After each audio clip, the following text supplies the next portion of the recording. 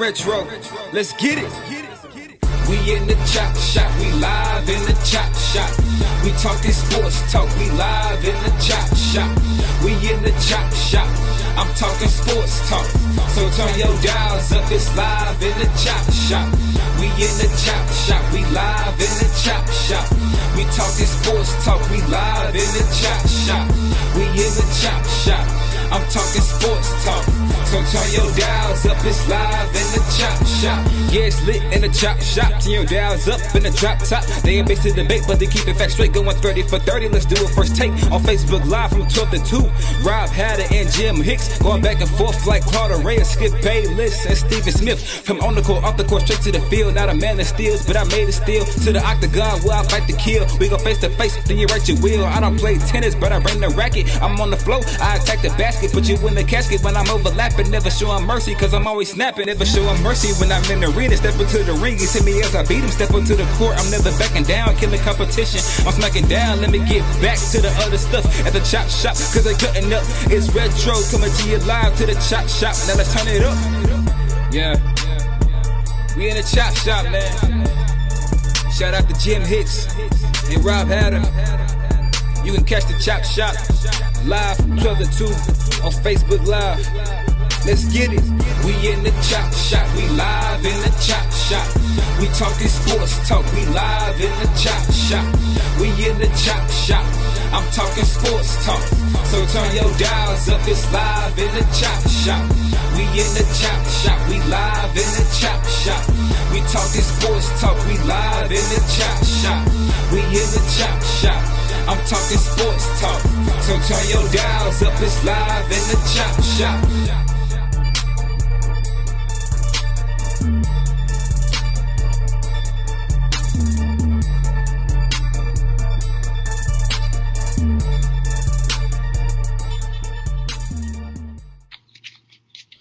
H-Town, what's up?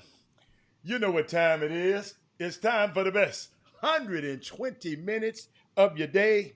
The Chop Shop, the nation's #1 urban sports talk show, and also your midday sports happy hour. Yours truly, Robert Hatter, alongside Jim Hicks, the high school basketball guru, coming to you live from Houston, Texas. But guess what? We're broadcasting all over the world via Facebook Live and YouTube Live. This is a great, great time to share this show. This is going to be a show like we have never done. I'm going to tell you a little bit about that later, but guess what? I hope, let me start this off. I hope wherever you are, your Monday is off to a good start. I hope you're safe. I hope you're healthy. And I want you to think about this. As we begin our new work week, Jimmy, in the environment that we're in, as bad as it may be, Jimmy, at least we're not them executives that said, no, they can't make a shoe for Michael Jeffrey Jordan. At least we might be doing bad, but we are not the executives who said that brand of shoe has made over $50 billion, and Adidas said, no, we just can't make a shoe for them. You know, we like big guys. We got Kareem Abdul-Jabbar. We got, dude, oh my goodness. So I know we can't get there tonight because we got Jimmy. Let me tell you something. First of all, I like to tell everybody it's a special edition of the Chop Shop. This ain't never been done before on the Chop Shop. And thanks to Jim Hicks with his, Jimmy, I just like to tell you thank you for getting all of these African-American and all coaches, but today the African-American coaches together. And all of these guys are champions in their own right. High school basketball. This is what I'm going to do. I'm going to leave you alone. I'm going to let you tell me, because our first one is going to start at 12:15. So I want you to give me an overview on what made you think, hey, man, we got to do this. Well, absolutely. I mean, it's the conversation the UIL recently decided. They sent a memo out to a lot of the teams who had made the tournament, who had advanced their way down through their hard-earned work. And in the email, it's like the UIL depending on how you interpret words off the paper, like it was almost as if though they purposely did not say, okay, this is why we're not going to declare co-champions, but we'll leave you guys up until the round. We'll make it like this, and pretty much on the trophies they're declaring basically saying UIL state championships on the medals and stuff. So, and it was almost like, you guys, if you want to go and do it on your own, we're not going to chastise you. And that's kind of like, but then, then some people in certain areas will look down and say, oh, wait a minute. And so I wanted to say, well, let me get the coaches. We're hearing from fans. We're hearing from certain players, whispering here and there, parents. Let's hear from the coaches. So that's when I decided to reach out and galvanize a few of the coaches. We only can get so many in one day. You guys know how it is on the Chop Shop. It's no way these guys can come on this Chop Shop, and you guys know how quickly the time goes, and be on there for 2 minutes. So we had to give every coach about a 15-minute platform and to help so we can understand a little bit about them as well as their programs and how they are dealing with the decision or non-decision of the UIL. And Jimmy, so I think it's key that because those coaches are only allowed on those calls, right? So they can take us behind the veil. It's certain things they're privy to that we are not privy to. And I just love to see what the heck happened. I still don't understand. So I'm just, Jimmy, think about it.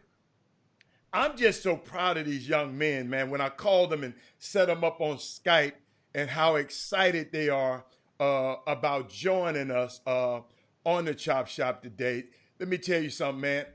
Y'all don't understand, man. It just warms my heart when we can have guys that come back and let's share. And these guys David Peavy, Stephen Woods. I'm just going Farron Douglas, Rodney Clark, Jason Wilson. I said, it's just unbelievable. All of these guys listen to me, they were regional champions.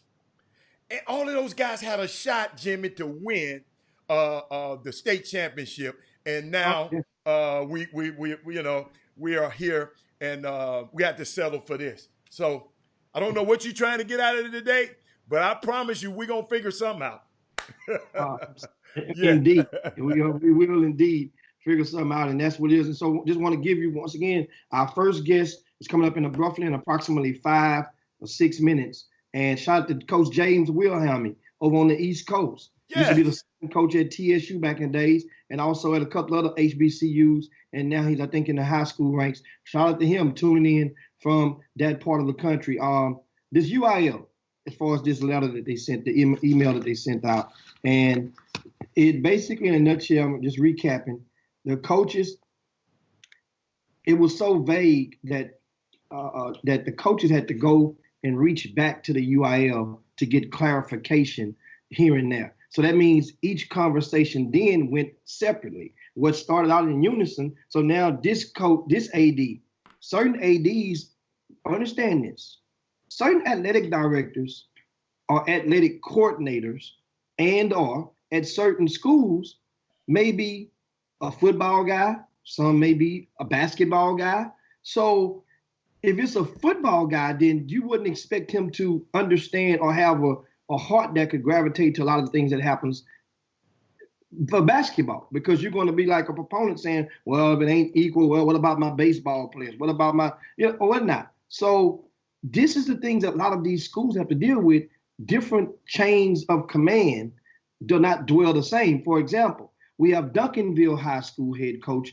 You mentioned David Peavy. He's joining us later on the back nine today. But it's only one high school in that district. You see? Only one high school in that district. Ditto for Dickinson High School.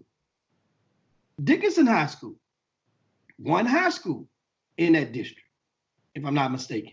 So understand, as opposed to a school like Yates, 22 high schools in that district, And you know, I mean, so understand there are different things, and we're going to go and after today, one of the objectives is for everybody to understand that all these coaches are not going to think the same. They may not be. Some coaches may be cool the way it is. Some coaches may not be cool with the way it is. Some coaches, you know, but at the same time, we understand that the safety and the health of these young people and their families, definitely, if you're looking back on it, the right decision was made as far as to not continue playing those games. Of course. So that's the thing. Yeah. A lot of people say, what would you have done different? Well, hell, I mean, you remember I gave you the story. We posted the link to what happened in Indiana.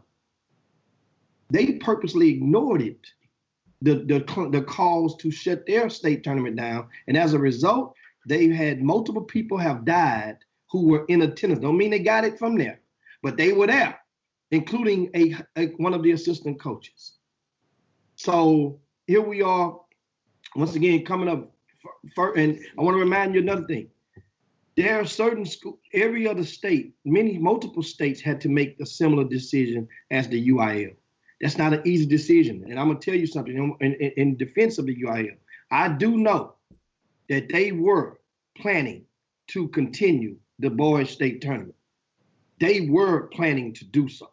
It wasn't like, I don't know. No, they were planning to do so. They had plan A, plan B, plan C. That I do know. Talking about the UIL. The UIL. Okay. But when the governor made his decision to shut everything down for his high schools, all schools, that superseded and took the power out of the hands of the districts, the UIL, whatnot. And so like I said, it's going to be a great day. And once again, we will take your questions and apply them and share them with the coaches. I mean, a lot of these coaches that's talking, guys, they may not have 2 cell phones or iPad with them. So therefore, they may not be able to read your comments as they are coming in real time. So take it in consideration. So if you say something to a coach, he may not be ignoring you, he just may not see it, because he may be watching himself and not understand that stuff is going really, really fast. And Jimmy, we may have to appoint a moderator on YouTube and a moderator on Facebook, just in case we miss something. Mindy Collins and Melvin Dews, I'm gonna point y'all in case we miss something that's very, very important, because they're coming at me and Jimmy a mile a minute.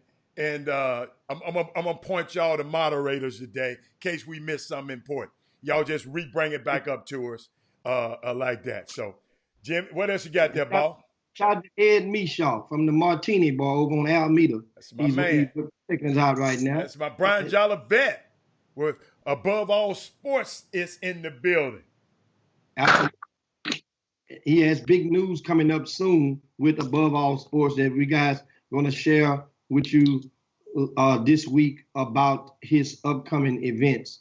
And once again, you're just coming into the Chop Shop. Our first guest should be joining us momentarily, but I'll bring you and swing you guys into it to introduce you to him.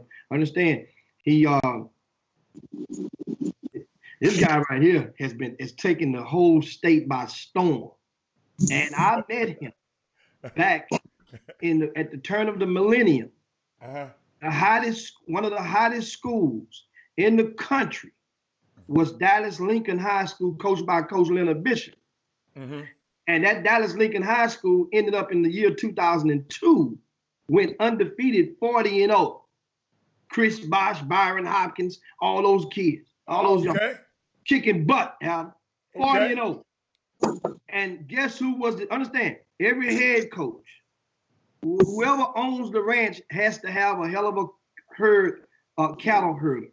And the guy who herded the cattle was none other than Fred Tucker.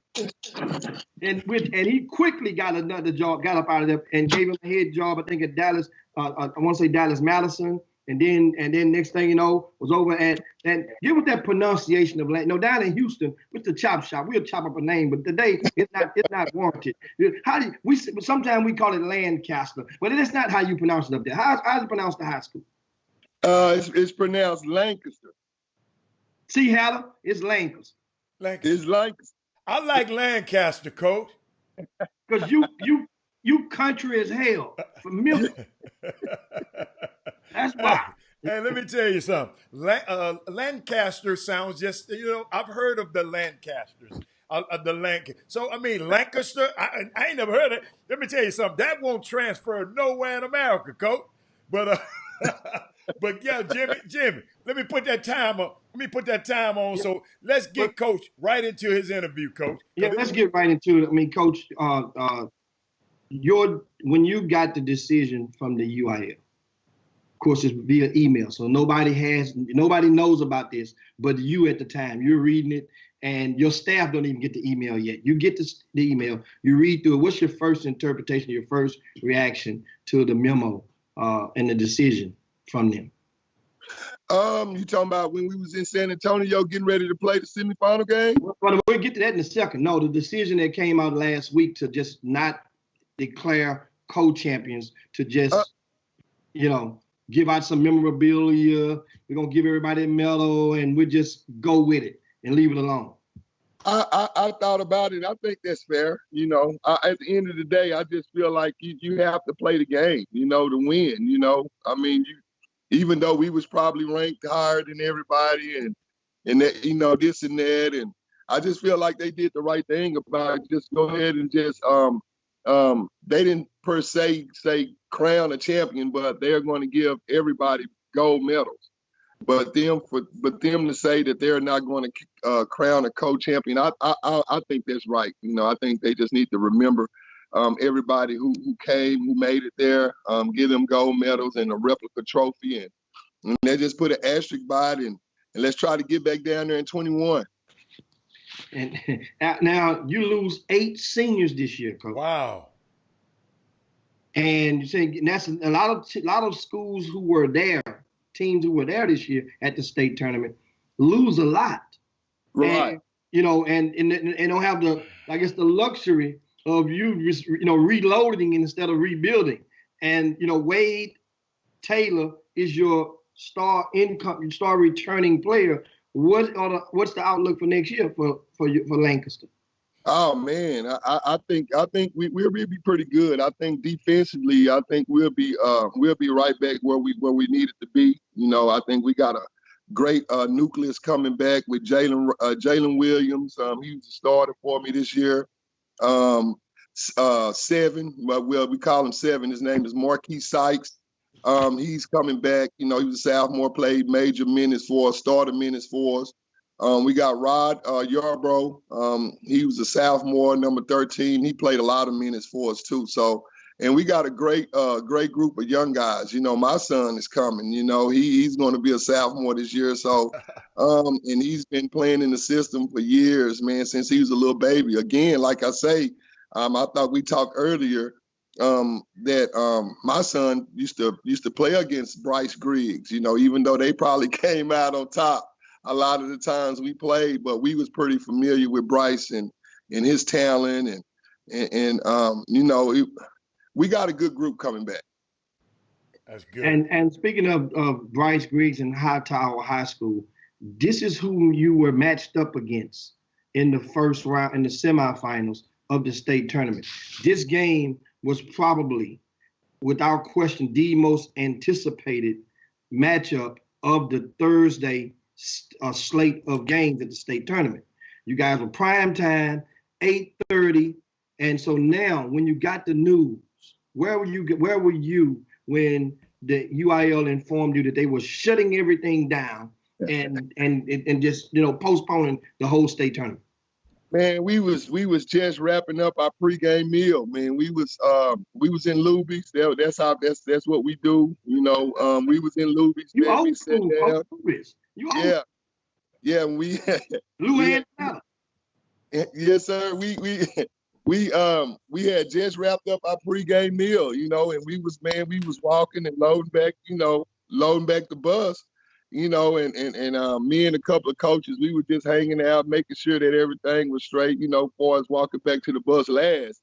And my assistant coach came out the bus. He was like, "I don't think you want to hear this." And I was like, what are you talking about? And he showed me his phone where UIL had posted on the big Jumbotron, that they was going to suspend, the rest of the remaining of the tournament. And I was like, wow. So I called the number because each coach has a contact number with a UIL official that you can contact, And I called Mr. Gorman, and he said, yeah, coach, it's a wrap. I say, so you're telling me that we're not playing in the next couple of hours? He was like, you're right, coach. So, man, that was rough, man. My kids always look to me, for answers, man, and I couldn't tell them nothing. I was in shock myself, so we kind of started calling our parents and family and stuff like that who was coming down, who was traveling. And we have Coach Douglas with us, and he's coming right back in. Yeah, we got you there. Okay, who was traveling that day, and people started turning around, man. So, we just went back. We went back to the hotel still in disbelief, man. And, we kind of started, I told the guys, man, that it was kind of too late for us to kind of start trying to get back on the bus. I wish we would have got out there a little earlier, but first thing that morning, we got back on the bus, man, and we got out of there. Man, I mean, I guess so the players, as people were in limbo before the decision that the UIL rendered this last week, what would have been your solution if you would have made the solution on how to resume? Did they you mentioned you were satisfied with the UIL's decision, but if you had to make the decision, what would you? I'm not talking about stop playing back then. I'm talking about going up into as late as last week. What would you have done? I think up until last week, I think I probably would have did what UIL did. I think I would have went on and crown, everybody, at least recognize each team that came down there and just kind of put an asterisk by it. I feel like UIL, man, they did all they can do. I think it was a trickle down effect from the NBA. And once the NBA stopped, I knew it was going to kind of affect us. But somehow I just thought we was going to finish that weekend off. But I would have kind of did what the UIL did. The co-champ situation, I just feel like it's up to the school and the team, to kind of recognize it. I know Lancaster, we used to kind of probably going down there and we probably experienced championships and stuff like that, versus other teams in the state, that they probably won't have a chance in the next 40 years to get back down there. So they want to try to really celebrate that. So I would have did probably what UIL did. Just really, I wouldn't name a champion. I would kind of just recognize and celebrate all the teams that actually made it. And that's weird, Coach. I'm just thinking about it. So you're one of the coaches, because I know some coaches felt like they should be champions. Yeah. I know some coaches that felt like, and it's just unique that you looked at the gravity of the situation. You said, I guess you saying, man, all four of these teams had a chance. Oh, yeah. And Coach, I just, I pondered on it a little bit. I know the parents, they everybody was going, we got a team that got a gigantic following up here called Yates High School, and with legacy, and those people, they wanted to get back at the team that beat them last year.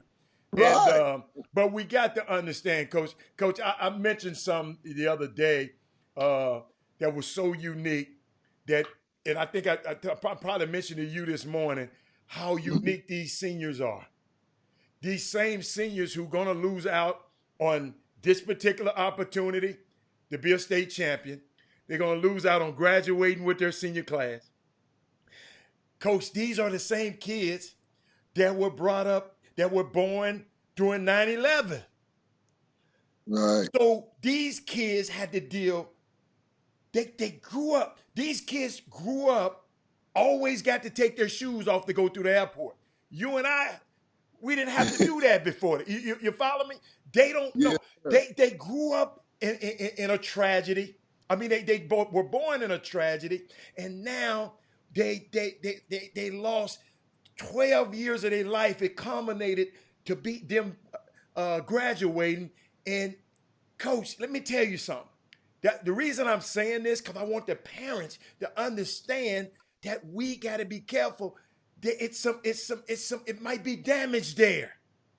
Right. You follow me? So we Yes. got to support them a little bit. Hey, we got to support them and understand them a little bit better because of this particular. If you don't think big, you wouldn't understand what I'm talking about. But Right. they were born in tragedy, and this Corral, everything that they were going to do this year. So I mean, how do you speak on that? How do you get to your young guys? What do you tell them? Man, wow, that's a good question. It's just tough, man. And we had a Zoom meeting with them last Friday, with this past Friday, and just to kind of just let them know what we know, definitely what the UIL said, and just to kind of just do a wellness check on all of them. So Okay. I believe from here, I'm sorry, somebody keep calling me. From here on out, we're going to do a wellness check, period, every week on them, just to kind of check on them, to see how they doing, to see if they okay. A lot of, in this, like I say, we try to do more than just about basketball. It's about really their mental health. You know what I'm saying? And we really, really checking in on that with them. They're just their mental health right now. And of course, live with us, Coach Douglas of Lancaster High School in the Dallas ISD is joining us right now in the Chop Shop. And Coach, one of the questions we have two questions. One in our Boom Boom Room, and one of the guests asked pretty decent question. It says, why didn't you guys go to shoot around at the Alamo Dome? And was that a tactic to use to not let Hightower see you guys? Well, hey, that's a good question. Well, my thing was that Wednesday when we came down, I felt like us practicing and actually working out kept us on routine. So, and I've experienced the Alamo Dome, and my thing was they were just going to kind of follow my lead, and I just felt like practicing was better just doing a 30-minute shoot around that day. We stopped in Austin, and we got a good workout at my college roommate. He's the head coach at Crockett.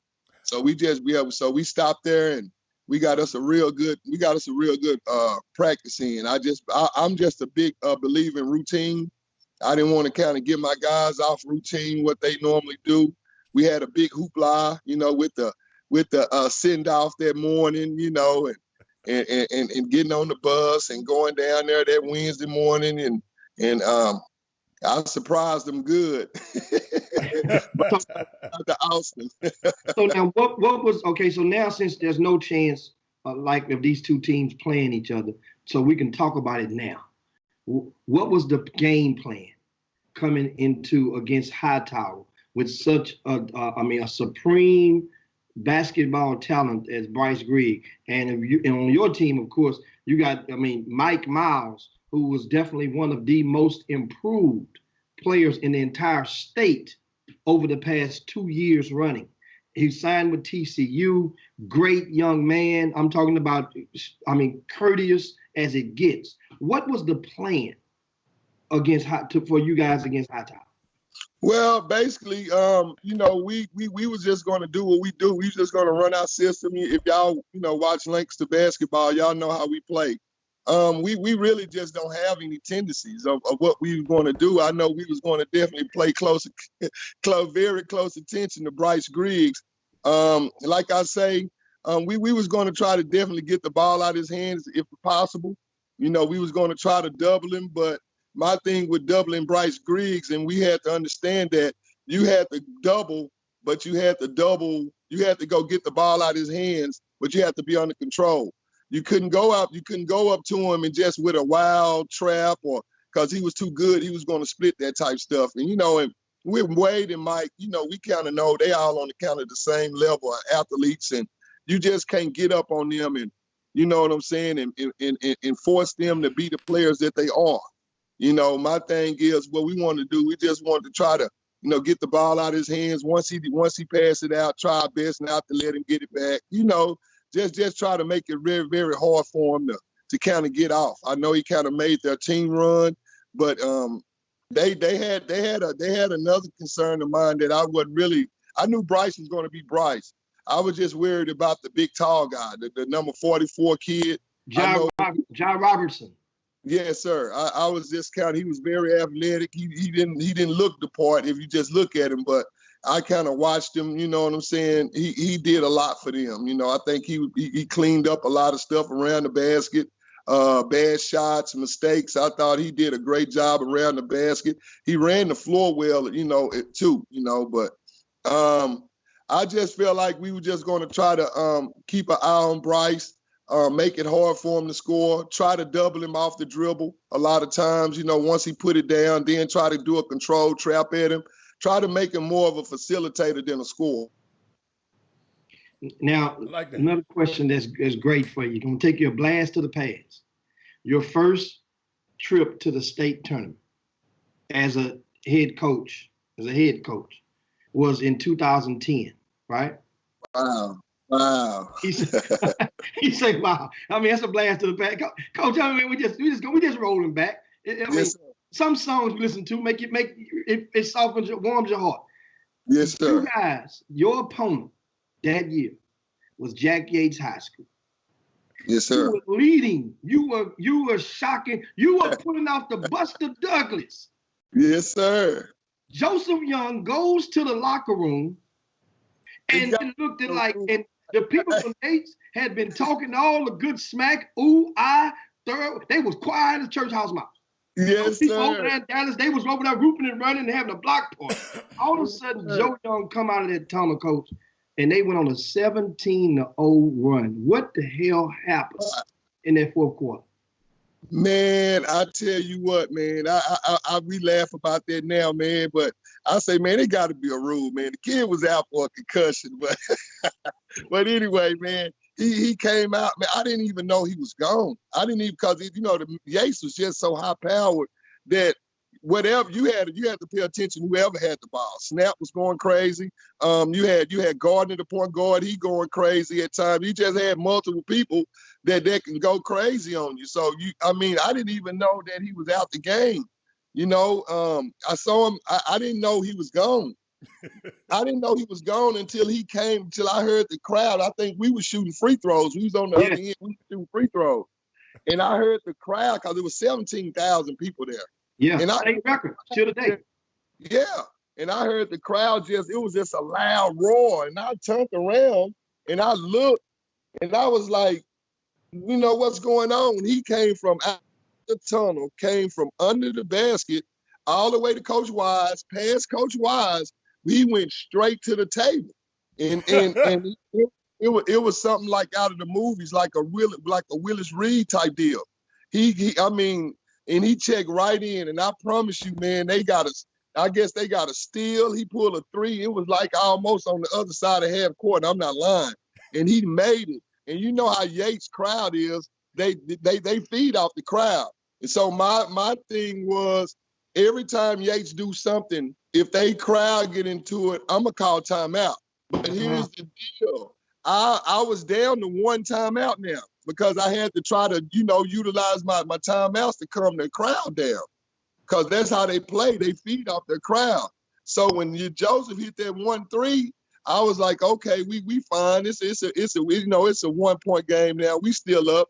He hit another three. The crowd goes crazy. Then he come back and he hit another three. And by the time he hit those 3 threes in a row, it was a wrap. I called timeout. It was too late. I believe we go back out, Snap, he get a alley-oop dunk. You know how that was. And we was just, nothing else we can do. In the press conference, I told everybody, they showed you why they was the number 1 team in the country.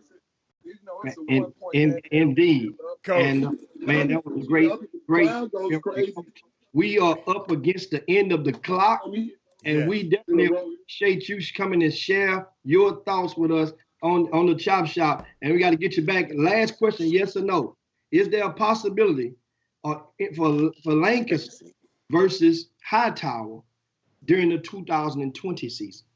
That'd be awesome. I think if me and Coach we can probably come together, man. We probably could. I tell you what, we always come to the jamboree every year. You know, I mean, regardless of what team I got or whatever, I always supported Rick and his jamboree during the Thanksgiving break, and I think that'll be awesome for definitely for you know what we got going on now, and people definitely want to see that. Probably we won't have the same team, and I know Coach, he probably won't have the same team, but I think it'll be good for the fans to see.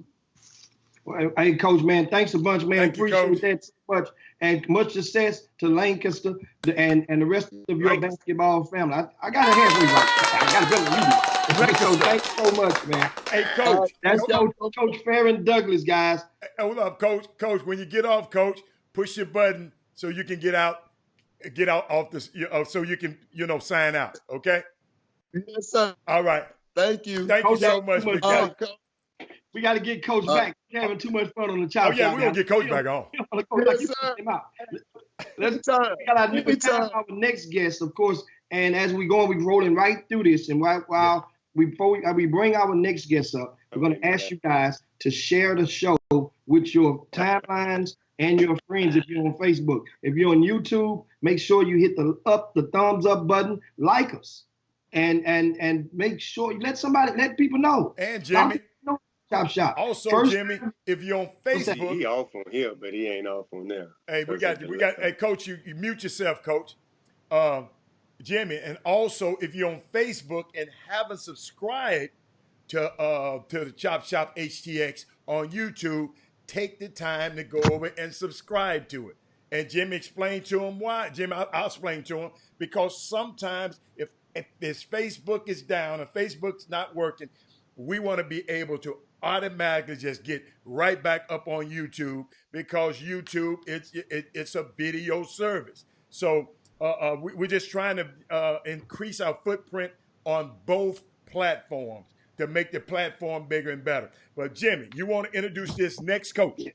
Now, yeah, of course, the next coach coming in, guys, and he's no secret to H-Town. He was back a few years ago when he was at MacArthur High School as a head coach. But this young man has came and basically reignited the Hightower basketball community over in Fort Bend ISD. And of course, that district is known for producing state champion qualifying programs. So now, as we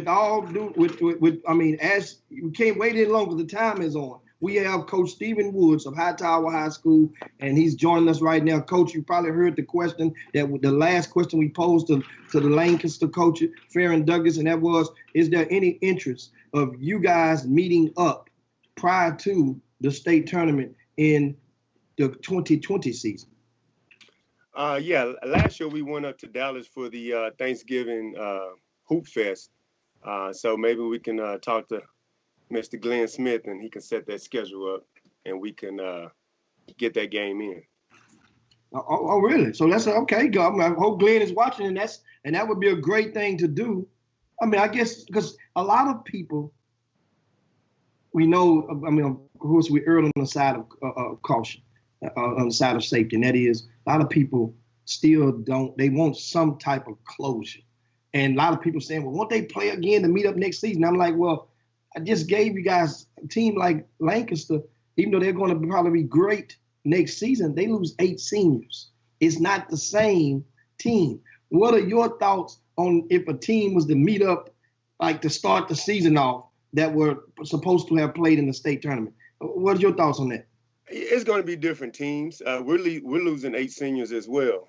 So we're going to be a different team next year as well. So, I mean, with same coach, same philosophy. So I mean, it won't have the same effect as this year's teams had. You know, Lancaster #1, Hightower #2. But I think it'll still be a good game, good matchup. Now, of course, the question I've asked Coach a while ago, Coach Douglas, and that is your first. Where were you guys when you got the news that the UIL had postponed the state tournament? You know, 'cause some teams hadn't even made it there yet. Some teams had made it there and been there for a day or so. What would describe the moment when you got the news and how hard it was to share that with your basketball family? It was tough. I was in one of my assistant coach's room. We were playing dominoes, and so I get a text message, and no, I get the email. And I'm reading the email, and it said the UIL was going to suspend play, and I dropped my phone. And my coaches thought that I had maybe a death in the family or something. They, like, Coach, what's wrong? Everything okay? And I picked my phone up and say, looks like we're not going to be playing. I was hoping that we was able to get 48 more hours, 72 more hours in, because the NBA had been suspending games. NCAA had started. So I was hoping and praying that UIL would allow us to get those 72 hours in, and that we would be able to play. I tried to be optimistic. I kept saying we're gonna be able to get it in. We're gonna be able to get it in. But then when I received that email, it was like a death. I felt like a piece of me was just taken away. Yeah, I mean, definitely unfortunate. Now, everybody was in limbo for the next month and a half as to what was going to happen next. Was it going to be canceled, continued, what from the UIL? Finally, last week they rendered a decision, and you guys received an email with a memo, which if you just tune into the Chop Shop, which basically the UIL decided to give the players a lot of memorabilia from this year's event, not limited to a T-shirt, gold medals, programs, and whatnot, since that stuff had already been printed anyway. Yeah. And now, also in the memo we noticed something carefully, that the UIL decided not to go and officially name you teams as co-champions. What's your thought on that? I get it. I understand why they did that, because those games were not played. They didn't want to have co-champs. That was one of the questions that the coaches was asking. And they said that they're not going to recognize us as co-champs. So with the UIL saying that, to me, it just doesn't make any sense to get banners and call yourself co-champs, or get rings. It just doesn't. It's not the same if it's not going to be recognized. And I understand why they did it. I was praying and hoping that we would be able to play, that we would be able to resume and play the games. But with this virus, there's such a big unknown, and you got to respect that. One thing, one of the toughest things to do as a leader is to make those tough decisions. And so, this is something that I always remember. I heard someone else say, if you want to please everyone, don't be a leader, sell ice cream. But if you want to be a leader, you're going to have to make decisions, and you're not going to please everyone. And so, being in a leadership role myself, I can't be mad at the UIL for the decision that they made, because they're erring on caution, on people's health, on people's lives. And to me, that's more important than calling yourself a champion. I mean, indeed. And so now, if that were you making a decision, now, not the decision to postpone the state tournament, the decision before, that was rendered to cancel everything, even the governor, if you were the governor for the day, what would you have done differently in making a decision? Would you have made it then, or waited a couple more weeks, or what? When they made the decision to postpone the state tournament at that time, if you would have gone out in San Antonio, there was still a lot of people there. There were still people in the restaurants. There were still people walking on the river walk. Everything was normal. So you say, could you have resumed it or held off for 48 or 72 more hours? You saw what happened in Indiana. They got everyone in that building and they played, and there was some deaths. as a result of that. I would hate to make a decision like that, to have something like that, have a large group together, and because of my actions, 20 and 30 people died. How could I live with myself? So I think I would have erred in the same way that the UIL did it, based on the seriousness of this virus. There's no vaccine for it. We've seen people die from it. I would have counseled it as well. And again, when they made that decision, they did not know. Like, think about this: we didn't know we would not be in school right now. This happened in mid-March. No one knew that we would not be in school. No one knew that many people would be working from home right now. So you're making a decision based on people's health that is more important than a championship. So I can live with that. And of course, we just tuned into the Chop Shop. This is Coach Stephen Woods. He's the head boys basketball coach at Hightower High School, the team that advanced to represent Region 3 at the UIL Boys State Tournament for the 2019-20 season. Coach, you were voted in the year prior to as the 5A Coach of the Year in the area, according to VIPE, right? And this season, you had two projected starters. After last season to this season, left, right? You guys. I mean, one kid left, went to Westbury Christian. Another one did not play, got ruled ineligible. That was last year. So between then, so now shuffling the deck, people and I are wondering what. Coach Douglas seemed pretty confident that Lancaster was about to just reload, not rebuild. What's on the horizon for Hightower next season? What does the team look like around? We know Bryce Griggs is worth 4 starters. What else looks like? I think we'll be fine. My sub-varsity teams were pretty good. My JV won 20 games this year. Sophomore team won undefeated. Freshman A won. Finished 3rd in district. Freshman B won district. Overall program record was 121.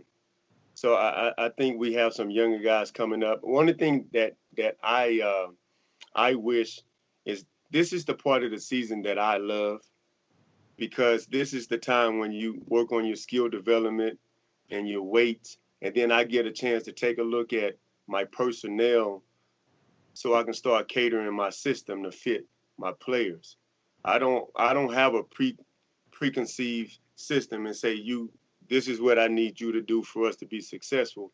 I try to take a look at what they do well and put a system together around them. And this was the time that they get better. The spring, the summer, and then when we come back in the fall, we continue our skill development, and we also host a fall league. That way I get a chance to see them play against other competition. And so I don't have to wait to the first game to see what they can and can't do. Wow. And that's a wise thing. And we have, Coach, we definitely commend you and your program for all of the turbulence that you guys overcome and just in getting there. Yes. Based on a lot of the stuff this season. That's not an easy task by no means at all. And what I want to ask you, of course, you played your basketball in the DFW area, SMU, and was a star there. You went to high school. You played, I think, in Bay City back in the day. Be careful, Texas, baby. Bay City, Texas. How would we always look at this back at some players and say how would they excel back then? Bay City was known in the 80s for the home of LeBradford Smith, who went on to Louisville. How would LeBradford fare in today's basketball, Coach? He would thrive. I mean, he was very athletic, very skillful. Now, in the league nowadays, you can't touch anyone, so he would have had a field day. He's going to be on Last Dance episode 8. And oh, LeBron Smith, you already, how you know, Coach? Well, little bird told me. Now, um, I have a couple of questions from the Boom Boom Room that people have presented on there, and we'll go and get a couple of your questions right now, guys, for Coach Woods that you may have. What we have. Well, Coach, Coach, Let me go and pull up one. I like to tell you, I was letting Jimmy get all of his things out because everybody know my affinity for your program and the kids in your program. So I was trying to let him just, dominate the conversation. But I commend you on, I saw what you had to go through. I saw you had to, your guys went through turbulence.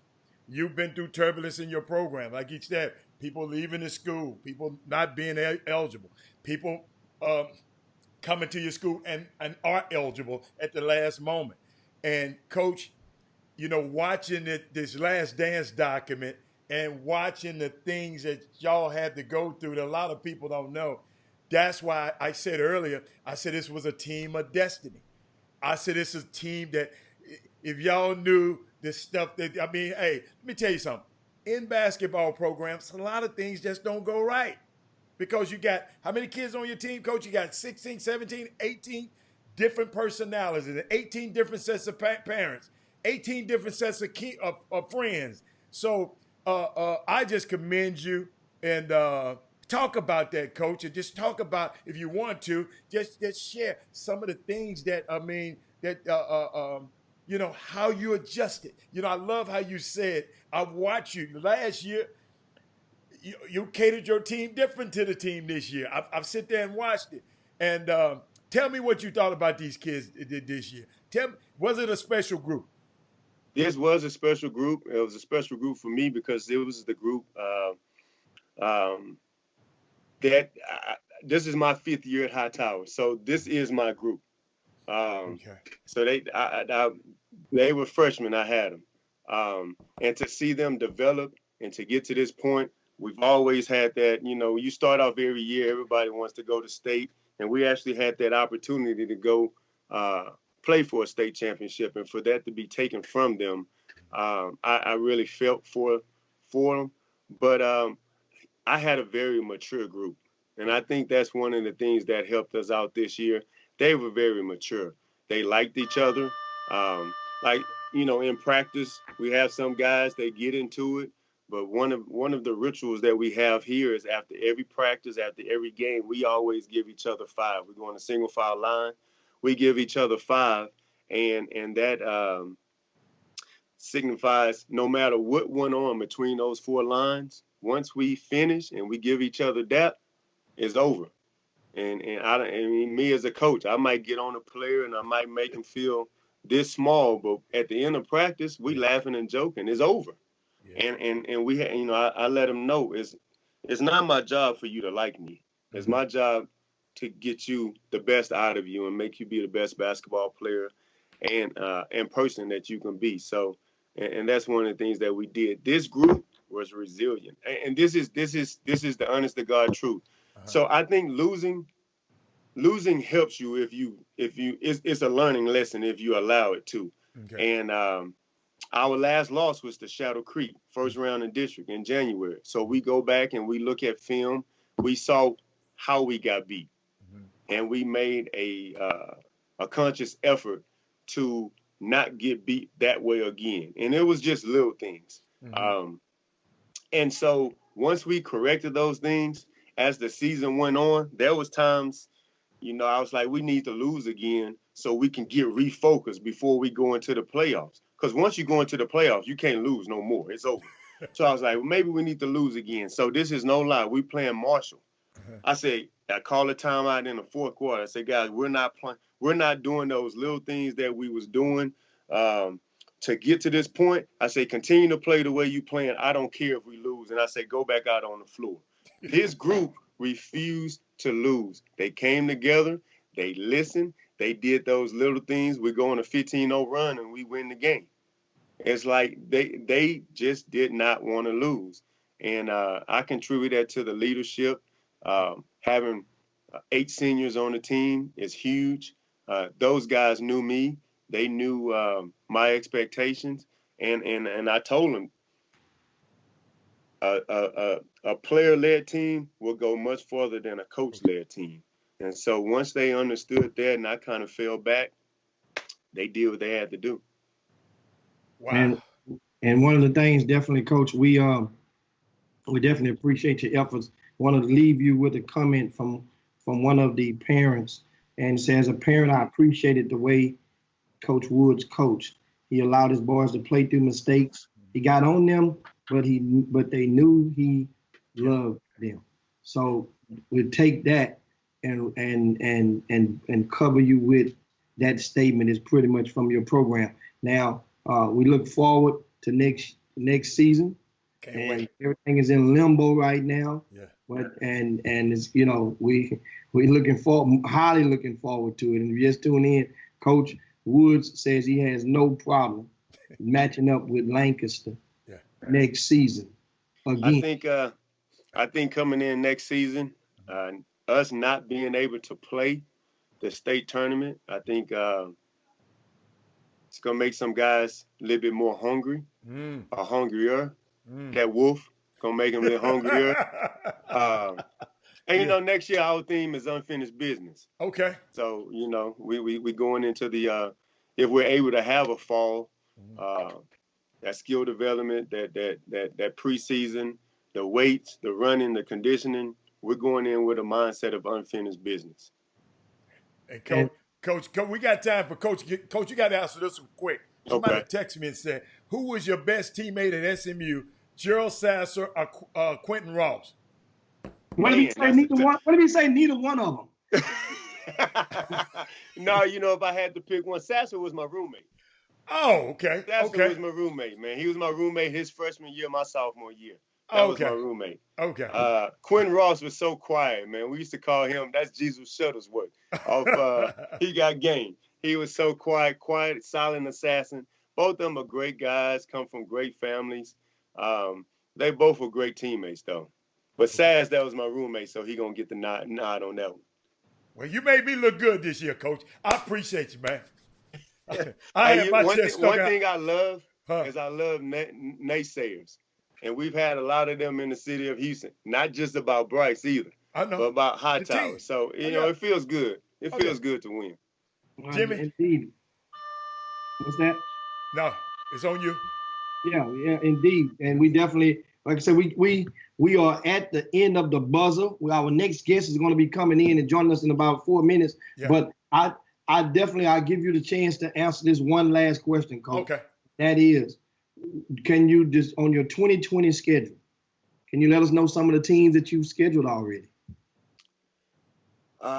Well, we have 9 teams in our district, so that's 16 district games right there. So only have 5 more preseason games.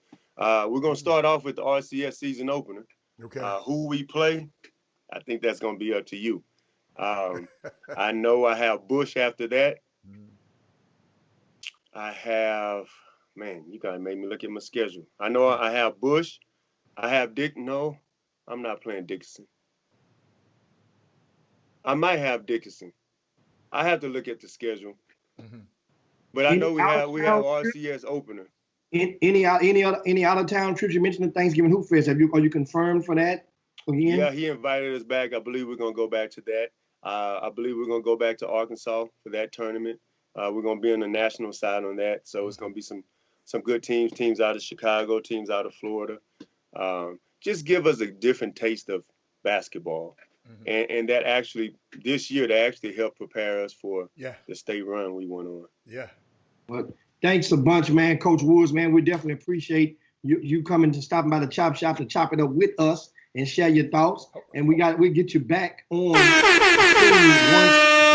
a decision has been made to how they're going to resume the fall. We'll get you back in because summer basketball and grassroots basketball, you also have doubled down on that. And been a volunteer on the grassroots side as well. So that's a whole different conversation for Final another Four day. Peace Jam.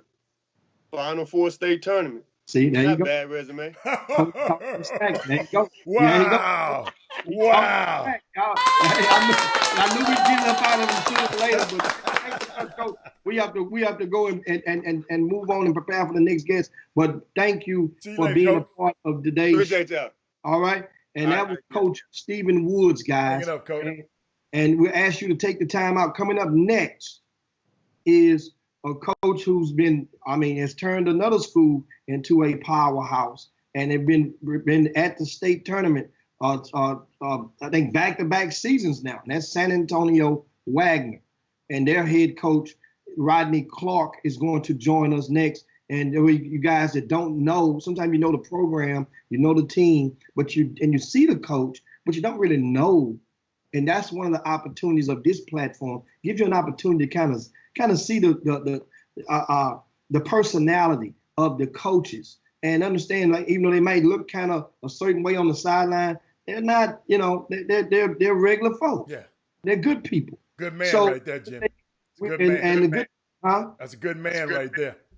Yeah, and so Yeah. so that's what we're gonna have him on next. He will be followed by Coach David Peavy of Duncanville High School, and then we wrap things up today with Coach Jason Wilson of Dickinson High School. Now, if you are wondering, yes, we will continue this on Tuesday.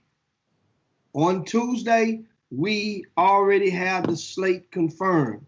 In case you wonder, yes, we will have the head coach from Fate Family on Tuesday. Okay. Yes, the head coach of Jack Yates High School will be on Tuesday. Uh-oh. Yes, head coach from Stafford High School will be on Tuesday. And that's going to be special because Tuesday being Cinco de Mayo, and he's of the Latin origin.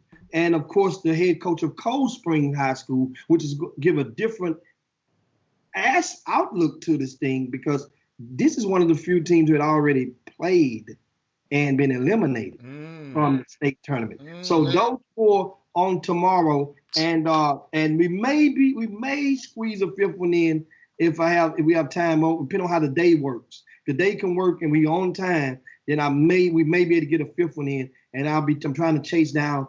That would be, if so, the Dallas Madison coach, because we can't forget those. They were in the 3A classification had, which they were expected to just steamroll through that thing. You're thinking, you got a hand, you look at your hand, and you got 8 spades in your hand, Hatter, and all of a sudden the lights go off. You're like, hold on, man, I'm gonna win this game. So that's how they felt. But anyway, guys, we make sure you're doing great for us, your questions. Keep them rolling. They're awesome. And Hatter, we're about a minute away from Coach Clark joining us on the Chop Shop. This is great, man. This is a great platform. And meanwhile, I'll give you guys some news around Houston, and that is Ashton Smith. I saw that. Ryan Miles from Madison, Ashton is from Nimitz. Both have expected to enroll at Legacy, the School of Sports Sciences. And that I will share with you guys on Wednesday. We're expected to have the founder of that school on the Chop Shop on Wednesday, Carrie Brown. Yes. And Carrie Women Rock Wednesday. And I have make sure you put that on your calendar. This will be a hell of a convo because I've already spoken. I'm explaining to you and explaining to her during the show what they can expect to happen now that they've started to attract some of the top talents from neighboring school districts. Gonna be a great combo on Wednesday. But meanwhile, talking about a great combo, we got Coach with us, Rodney Clark from San Antonio Wagner in the house with us on the Chop Shop. What's going on, Coach? What's up, Coach? What's up, fellas? What's up, fellas? Man, hey man, we're just trying to ride on through this thing and during the COVID-19 state amongst us now. You guys, what have you been doing up in San Antonio while the stay-at-home orders have been in effect? Well, seeing how I am a country boy, I've been out feeding horses, and I got, a baby boy on the way. So, I've been trying to, just maintain the home life and stuff like that and spend time with my daughter and my wife, because you know how it is, basketball season, the longest season I don't get a whole lot of time at the house. So, I just been hanging out, besides all the Zoom meetings with different coaches and colleges and, trying to get these kids to do their work from home. And that's about it. And now you guys, of course, you're the home team during the state tournament. So you, of all the guests today, did not have to travel to go to the state tournament. You wake up out of your bed.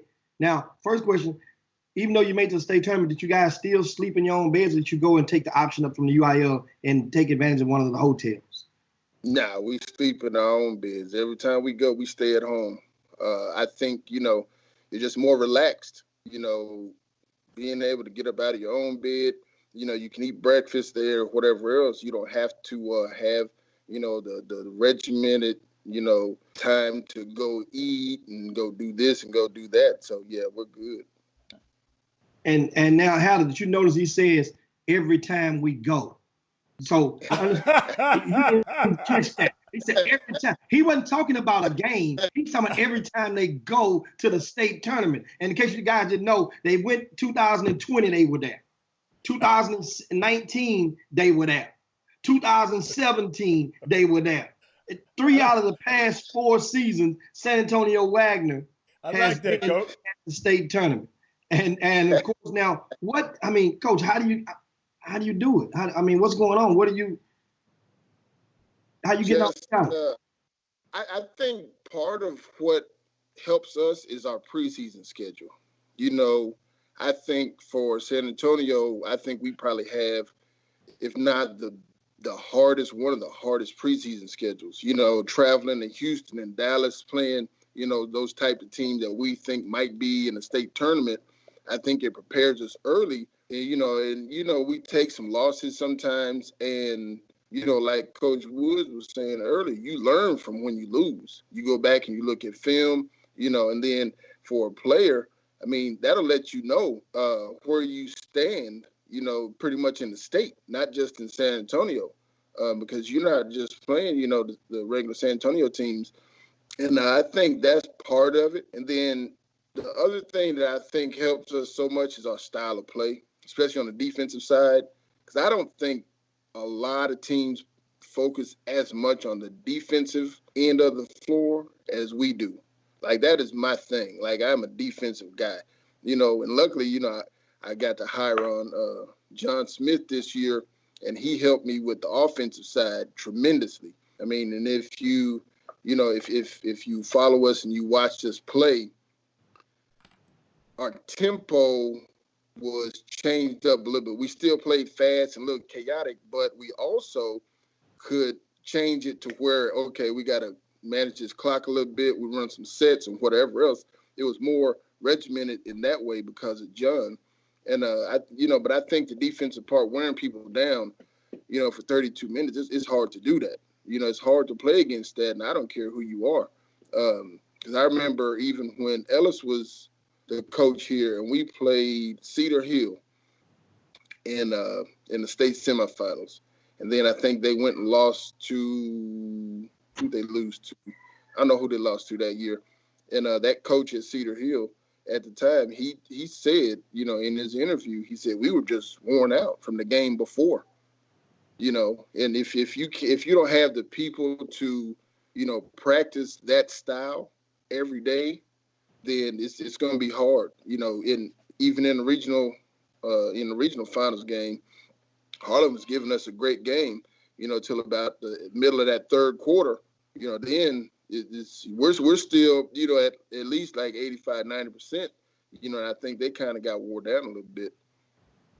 Now, Coach, normally the UIL, when they going into the state tournament, of course, on that Saturday, the last Saturday of the regionals, a lot of people around the state are watching and keeping their eyes and saying, okay, well, if this team win, they're probably going to play this team, because the rule of thumb was, well, I can let you share it because you're a member of the UIL. What's the rule of the seedings of the teams, and how do they determine the matchups? From what I understand, it's supposed to go on records at that point. and the team with the best and the team with the worst record, they play each other. So it'd be 1-4, and then the two teams in the middle play each other. That's how I understand it to be. But it didn't go like that this year, Coach. Oh, I know. Why? No, it didn't. What happened? I don't know. From what I heard, it was a mistake. They looked at it wrong or whatever else. That's what we got from UIL, said that, it was a mistake. So he corrected it because the first seeding that he had was totally wrong. And then he reseeded, and it still wasn't exactly what it should have been, And so so what we did, we just prepared for all of them. We had stuff on everybody, and we just prepared for everybody, just in case. Plus, on top of that, we were, hoping to get to that final game anyway. So, you got to prepare for everybody because you don't know who you're going to run up against. A lot of people really are confused. And now, without having understanding, and hopefully on the Chop Shop that Coach Clark has provided some understanding that basically somebody told you or you heard that they made a mistake. UIL. It was told. It was told all four of us that he looked at the records wrong or whatever else, and then he fixed it. And then that's what we got. The last four, however he seeded it that last time, was what he got. Which and a lot of people were pissed off about it because they still didn't think that was the right. So what can you do at that point? Now, meanwhile, your matchup that they had you against was the team that you played in the state championship in 2019, right? Yep. Mansfield Timberview. So understand how remember. So just like this wasn't the only division that the UIL had. It didn't get it right because on Yates. Yeah. Playing Fate Family, which we're going to talk to both of those head coaches on tomorrow. Yates, Fate Family had 13 losses. Northside, from out of your area, had only 3 losses. They didn't play till they played Yates versus Fate Family, and those were 2. So now, but I do know Yates High School wanted no other team more badly, which it could have been to the good for another program because they could have wanted them too bad and won that game and got to the championship and mess around and lose. But they wanted Fate Family. Did you not want Mansfield Timberview? To be honest, I really didn't care who it was. We was just ready to get in there and see if we could, get rid of this San Antonio stigma, because, at the end of the day, a lot of people can say what they want, but I mean, the truth is the truth. San Antonio, we ain't winning, that final game. So we were just ready to go play. It kind of hyped the kids up more because it was Timberview, and then we had shoot around at the same time, and it got a little chippy in there, So it was going to be a good game. It was going to be real good. It got chippy, So they were talking smack to your kids and vice versa. So as a coach, when you hear the smack talking, what do you do? What do you at the high school level? What do you do? Do you kind of turn your back to act like you don't hear it, but you do hear it, or do you just say, "Y'all stop that"? Which one of those type of coaches are you? Okay, so you know how they always say your team takes, the personality of their coach. I'm very, very competitive. I hate to lose, and kids know it. I mean, I hate it. Like, I get, physically ill when we lose. I don't care who it's to. It's terrible. And so, there's been a few instances where, kids are kids. They talk trash, whatever else. I always preach to my kids to be tough and don't take nothing from nobody or whatever else. So when it starts, I mean, I send my assistants or whatever else, to make sure nothing crazy happened. But I played the same way. Like, you talk a little trash, hey, let's talk a little trash. Like, it's good to me. You know what I'm saying? As long as they don't go overboard with it and do too much to where, something bad is going to happen, I'm all for it. You know what I'm saying? I think that's part of basketball in the first place. I mean, if you watch any teams play, professional, college, whatever else, if you know what you're looking at, you see them talking trash all the time, And so, but at the same time, if you're going to talk it, you better back it up. So, and that's what I tell my kids that if you're going to, be that kid who wants to do that, I say, well, don't go out there and embarrass me then. Like, if you're going to talk, well, you better prove it. I got a question, Coach. What about when you have the guys before the game? Was there any social media talk? Any social media talk at all?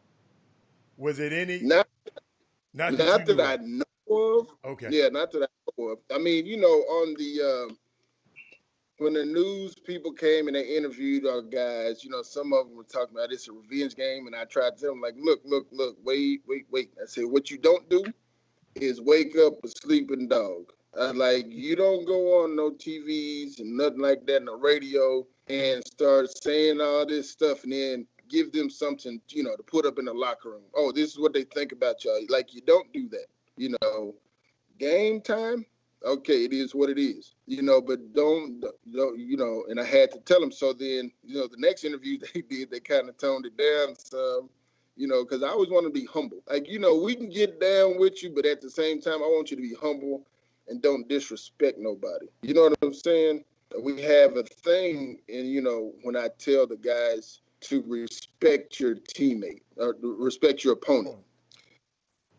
But what it is for us, in my eyes, you respect your opponents by playing everybody the same as hard as you can, even if they're not as talented or on the same level as you.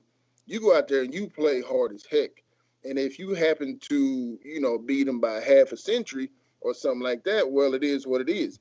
But you don't go out there and like, oh, this poor team right here, and kind of play down to them. You play at our level, so that makes them play better, and that's when I get in the huddle and I say, hey, let's go respect them. What I'm really telling them, let's go get in their tails, so that's our thing. That's how you show them respect. Okay, I like that. Yeah. I like that. Indeed. And of course, now one of the questions that someone has for you is, of course, at San Antonio Wagner, you guys have produced two current NBA players, and that's Jordan Clarkson and Andre Roberson, the OKC Thunder. Is he still at OKC? Yeah, he's still there. Yeah. And plus multiple D1s and D2 players. So what made this group, right, different? Same talent from the past, but what made you feel you could have won it all this season? Understand, you got a Hightower, you got Lancaster. What made you think you could have won this season? I think the thing for us is, first of all, everybody that I had pretty much was there last year and felt that hurt. Some of them felt it 2 years. And so I think going in, I think they were hungry. And also, we don't have, any of the highly touted, none of the highly touted, 4 or 5 star dudes and stuff like that. And so they all went and played together, knowing that, hey, it could be your day, it could be your day, but we gonna go out here and do what we do. And we were just confident in it. We went to some tournaments early without our football guys, and we lost some tough games to some decent teams and some pretty good teams. And I think when the football guys came, it just gave them more confidence because we had an inside presence. And I think, honestly, I think we matched up with everybody pretty dang good. Lancaster had, that 3-headed monster. Hightower had them dudes, especially that one boy. And then, Mansfield had, I don't want to mess his name up, Indema or whatever, however you say his name. So they had some guys that, were, Division I, really, really, really, really good guys. And so we were trying to make plans on how to stop everybody on every team, and I think the preparation that we did this year was going to be, or it was a lot better than the years past, and I think now, it wasn't for us, it wasn't gonna be like a shell shock of, oh my God, we made it to state. Like it's all done. We already been there. We've been there, done that. We did that last year. Now we don't have to worry about, getting all, in the arena, and we don't need all this extra, all this extra fanfare. Like we're good. Like we just going in there to take care of business. Hey, Coach, several people are on the Facebook feed. Coach, I don't know if you know, we got Facebook and YouTube feed. They talking about, are you a red man kind of fella or a loose leaf kind of fella? Coach, you did that. You did that stuff. You ain't been watching Coach get to his cup, Jimmy. You ain't been watching Coach, man. I thought he was trying to get, No, he ain't like you. He wasn't drinking. He was doing a little, little spitting a little bit. You know what I'm saying? Coach up there, you over in San Antonio doing the booty scoop. Hey, that's some shit. Look at that. Coach, he been riding his horse. Coach, come on, man. He's a country boy. Oh, look at that. Gonzalez, my Gonzalez and Welder, Oh. I got ranchers and rodeo people and all that. I like that, so, Coach. Yeah. But, for everybody else, I'm a red man type of guy. I don't like the little cans, I don't like the little cans. I like the big bag. I like that, Coach. Hey, man, that's great, man. And Coach, last question. You guys lost, you'll be losing, I'm going to get this right, 13 seniors? What? I think 12. I don't think it's 13. 12 or 13, something like that. So close, Coach. So what? How you gonna? What's the outlook for next year? Is it you gonna sit this one out, or you gonna reload or rebuild? What's next year? Hey, we're gonna rebuild, and we're gonna try to do the same thing we've been doing. My whole thing is, like I said, in the style we play, it's hard to emulate, and we tire people out. So, we just gonna see what happens. You know what I'm saying? I've heard a lot of stuff about this and that, but at the end of the day, whoever's in my school or whatever else, we just gonna get down. We gonna go. I'm gonna try to push it, the same way we've been doing. And I think with the guys that I have in my program at this point right now, from the JV guys and the varsity guys, I think we still got a shot. So, one thing I won't ever do is back down from a fight. Okay.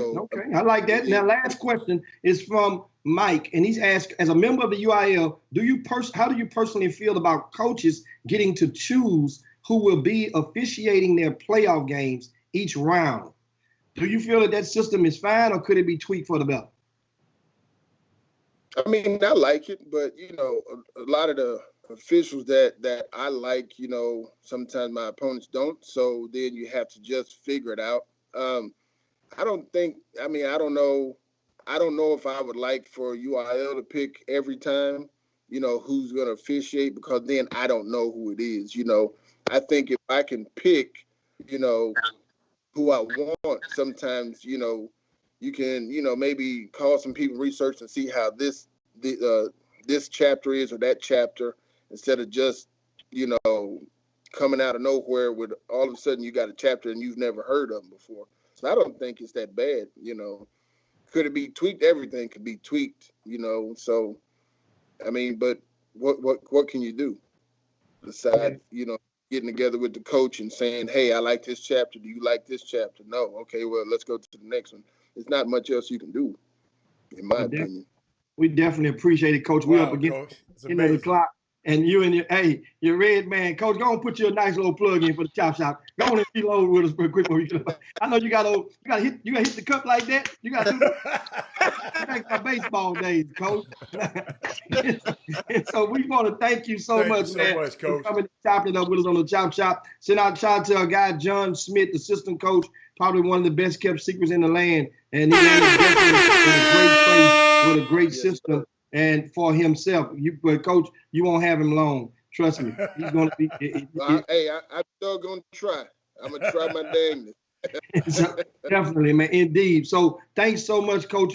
We have to go and move to our next guest that's coming up shortly, and that's going to be head coach David Peavy from Duncanville High School. Hatter, what you Hey, have? Coach, all I want for Coach to do, Coach, when you get off there, just push that button, the red button, so it can, it got him off already. Wow. Good deal. Coach, you off the Good deal. chain, man.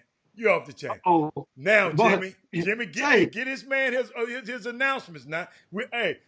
Coach Peavy is in the dressing room now. They be putting on makeup and all that right now. So Jimmy, give him his introduction. Let me take yeah, Coach off man, the and, screen. and coming up right now, of course, we have with us, and that is the defending state champion of the Class 6A in the UIL in the state of Texas boys basketball. That's the Duncanville High School Panthers. Their head coach David Peavy, who's no stranger to the game. He has understand not only have two sons to sign with Division I schools over the past three seasons. He's also had a Coach to McDonald's All-American. Remember back in 2006 at Hightower High School, the same school where Coach Woods was at. Yes, He sir. had DJ Augustine. So you guys remember that back in those days. But and this high school coach, another thing that makes him rare is he's one of the few of the fraternity whom have coached the Division I ranks.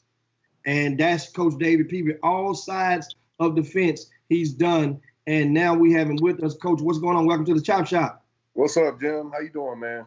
What's going on, man? What's up, Coach? What's Coach, up, you got some baby? stuff going on. You got some stuff going on down there. Yeah, man. I'm going with my grown man right now. Grown.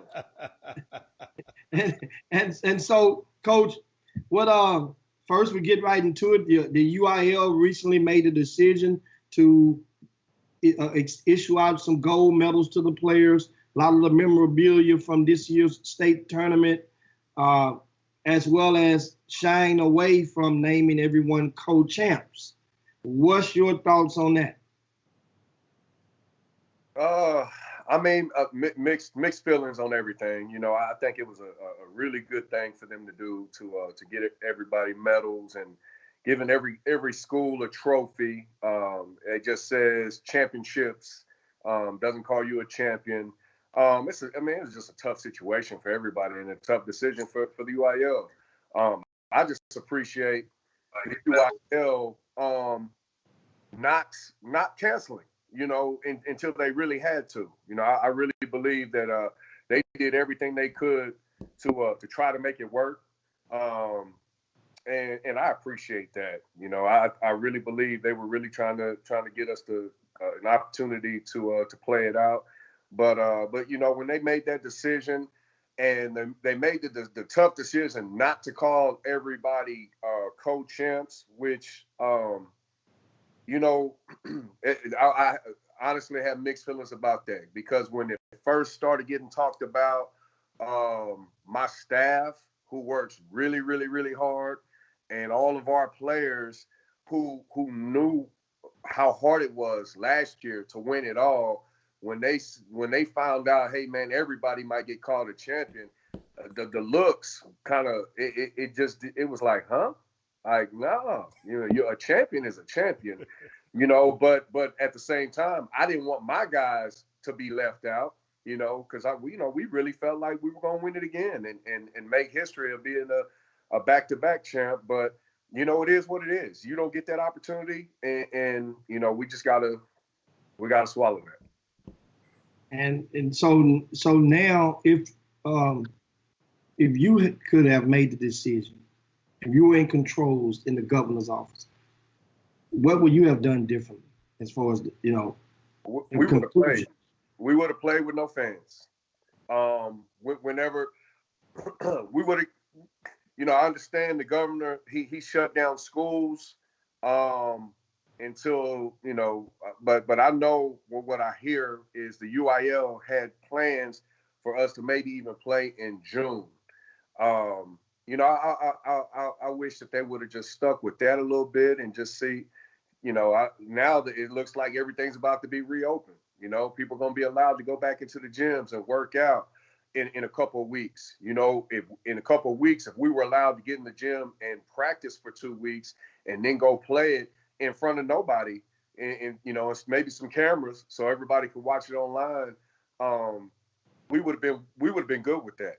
You know, I'm telling you, Jimmy, it might sound crazy, but man, I would rather go and lose than not, you know, than sit here and not know who would have won, and everybody can speculate and everybody can say, man, we would have whooped their ass or whatever, you know. But it is what it is. But at the same time, I do know the UIL, they had some tough decisions to make, and I'm okay. You know, we're okay. You know, we've had time to process everything.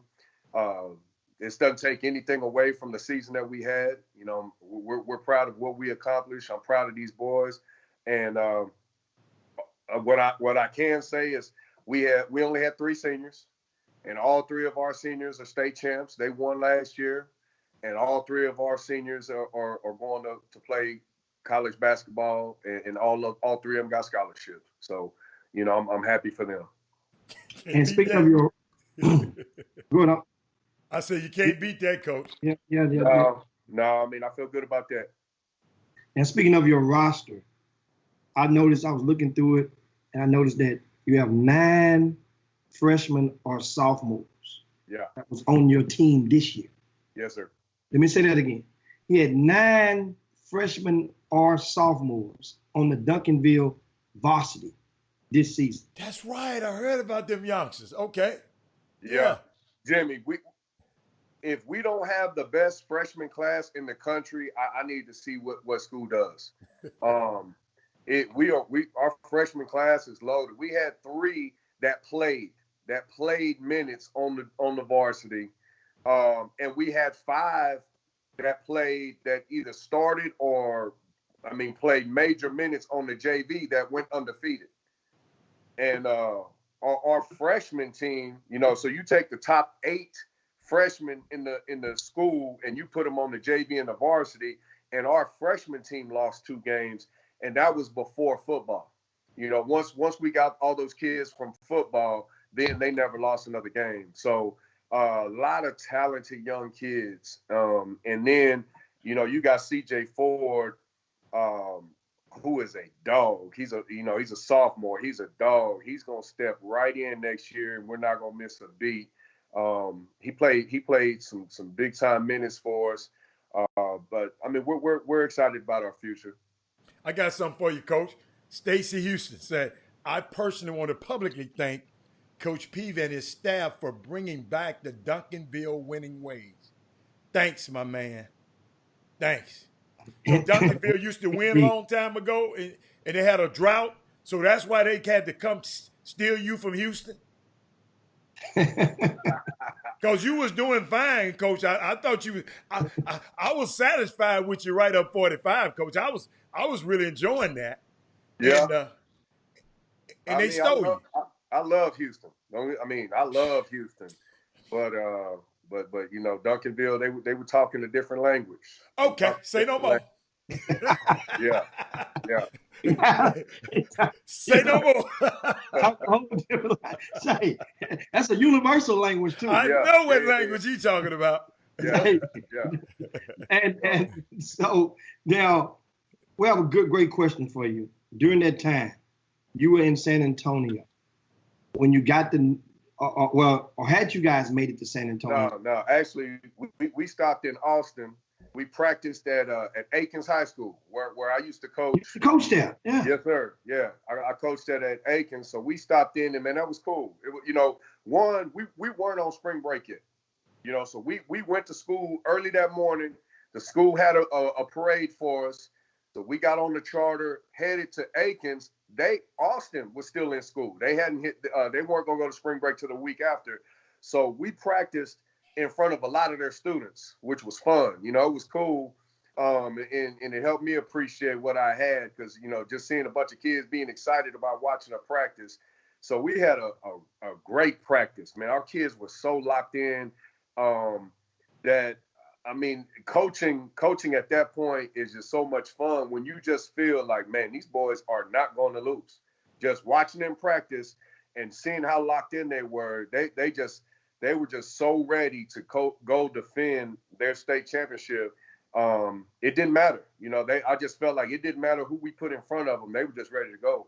And then we finished practice. We got back on the bus, and I got the phone call that said, "Come on back home. Come back home." And it was one of those crazy feelings because we felt like, man, this was a possibility.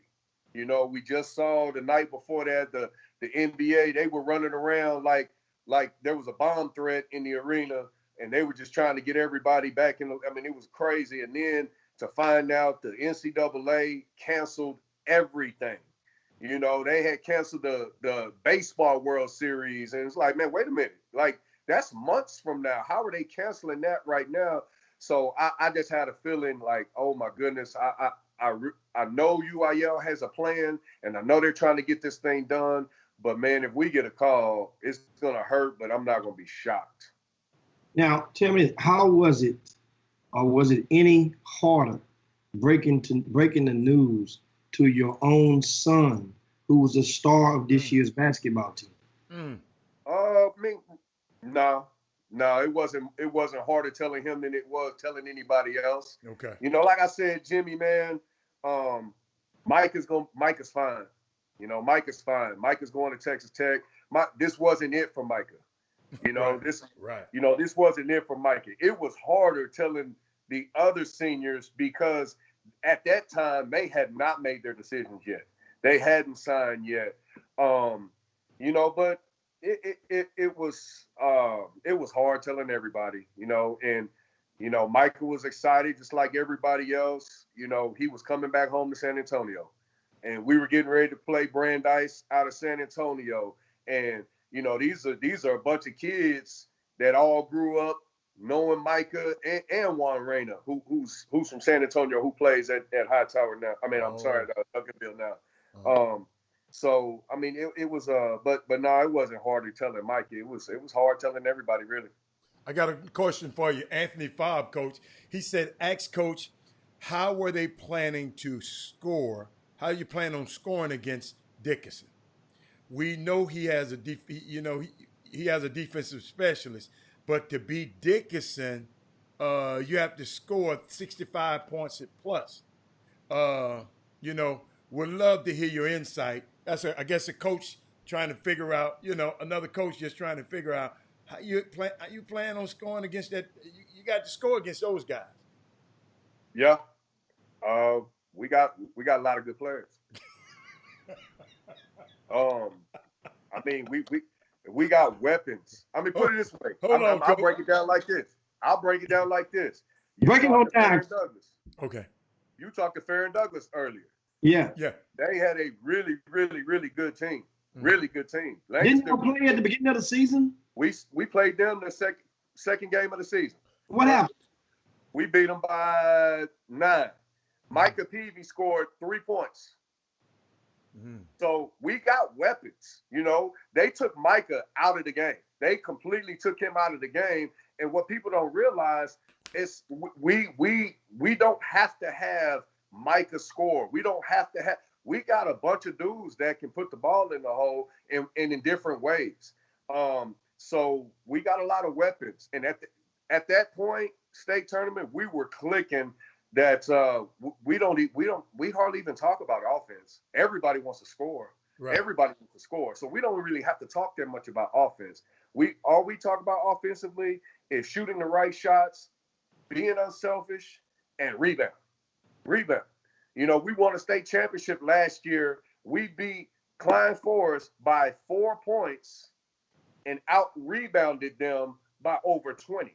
Wow. And we had more offensive rebounds than they had total rebounds.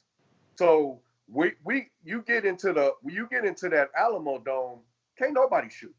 Ain't nobody shooting the Alamo Dome. Gotcha. You know, it's a hard place to shoot. So we focus on, we're gonna really defend, we're gonna make everything tough, and we're gonna give you one shot. And then offensively, we just expect to miss. Expect to miss. Go get the rebound. Go get the rebound hard. So, you know, that's our focus. You know, that's our focus. And, you know, we just feel like we can score because we got a lot of good players. We got weapons. And, Coach, I'd like to ask a question. I see, you got a couple of good by watching y'all when I'm watching y'all on film and then knowing one of your assistants. You seem to have a great staff, Coach. Tell me a little bit about your staff and their because I know a head coach. You're the head coach and their role in your success for these last 2 years. I'll say this to y'all and anybody else, Mm-hmm. and a fight comes with it. Okay. I got the best staff in the state by far. You talk about the one you talk about is Kevin Woods. Yes. Came with me from Houston. Yeah. He was my assistant my first year at Decaney. Yes. And then after that first year was a head coach at 2 different spots and did really, really well. Yes, he did really well. Yeah. They got his first spot, beat Yates in district for the first Yates' first loss in district in over 10 years. Yeah. I mean, the dude can really coach, and he's a gym rat. Yeah. Then we got Corey Johnson, who is from Duncanville and was on the staff before I got here. He's special. He's gonna be a head coach probably before we start school again. Just really good. He's ready to be a head coach. And I really let him run the program as far as he does all of my scheduling, does all of my travel. We travel a lot. We go out of town a lot. Then I've got Neiman Ford, he's gonna be a head coach. As soon as his son graduates, I'm gonna lose him. His son is CJ Ford, who was a sophomore for us. I got 2 more years with him, and as soon as his son graduates, he basically told me, Coach, I'm out the door. They're special. Then I got another one. We call him Bama, the guy from Alabama, Daniel Moore. He's a couple years away. But nobody works as hard as these guys. Our scouting reports are unbelievable. And then we do some things that most programs don't do. We do individual film sessions with our guys. So each coach has three players that they bring in individually and break down film with them individually. Our strength conditioning, Corey Johnson runs our strength conditioning. It's by far the best I've ever been a part of. By far the best I've been a part of. Just the stuff that he does. And then every Wednesday and Saturday, every Thursday and Monday, we do yoga. So, we just do some different things that put us on a different level, I believe. And it's because of our staff. Yoga, man, that's awesome. Hey, Coach, we are up at the end of the clock. Man, one thing about the chop shop, man, that time be running extra. Yeah. And we had so much. We got to, as soon as things are in place as far as fall season, fall ball. Because there are rumors out there for UIL and the NCAA. As soon as a calendar is reset, we plan to definitely bring you back on. I need 2 hours, Jim. I'm telling you, because before we let you go, last question, and that is, a lot of people don't know, you are like Coach Woods. You also volunteered or have volunteered as a grassroots coach. Right. And now, last question. Do you miss those days alongside Boo Man and Lupe and all that back with the Texas Hard Work Program? Yeah, of course. Yeah, we had a lot of fun, man. We had a lot of fun. That staff there was a lot like the staff we have at Duncanville. A bunch of dudes that we're brothers. We get down together. But we fight and argue and all that other good stuff. But yeah, man, I miss them dudes a whole lot. Man, hey man, thanks so much, Coach Peavy, man, for taking out the time to come and chop it up with us on the Chop Shop. We got our next guest is pulling on up he's pulling on up and getting out the car right now, getting ready to come on in, and that is Coach Wilson from Dickinson. Thanks so much once again, Coach David. Right. Duncanville High School. He said it with his chest, guy. Thank you, Coach. I like that. Plenty of weapons over here. Anyway, we'll see you, Coach, man. Take care of it up. Thanks, bro. And as you guys expected, we're grooving along on the Chop Shop, and this is coming up on our 5th record-setting, 5th non-related guest on the Chop Shop. We've never entered this territory. We've had 4 before. We have never went to 5. And here we are with our 5th guest, coming up shortly will be Coach Jason Wilson of Dickinson High School. Now, Dickinson High School had made it to the state tournament, and they would have been playing Wiley in the semifinal game. And then Duncanville was scheduled to play Northside in their semifinal game. And the two winners have been widely projected to would have been the favorites, would have been Duncanville versus Dickinson in a state championship. So we're going to have the head coach of Dickinson joining us shortly and see how and guess what? It's going to be a great conversation because Duncanville was in uncharted territory. Think about this, guys. Of the 4 previous guests today, think about it. We started off with Lancaster. They've been there, done that. They've been to the state tournament multiple times. San Antonio Wagner, been there 3 of the past 4 years. Hightower, as a school, has been to the state tournament, right? But Stephen Woods had this is rare territory for him. So now it's rare Duncanville, as Coach mentioned, I just mentioned a while ago, 9 freshmen and sophomores returning that was on the team this year. So the core is back. Dickinson, on the other hand, they lose the primary productivity from their offense and on both ends of the court and defense. Tremont Mark signed with Texas. University of Houston. And you have Marcus Williams, who's going to Wyoming. And you have several other guys that'll be playing college sports that were very integral to their success. Yeah. And joining us right now, we have Coach Jason Wilson. Welcome to the Chop Shop, Coach. What's going down? What up, Coach? I appreciate it. Thank you for having me.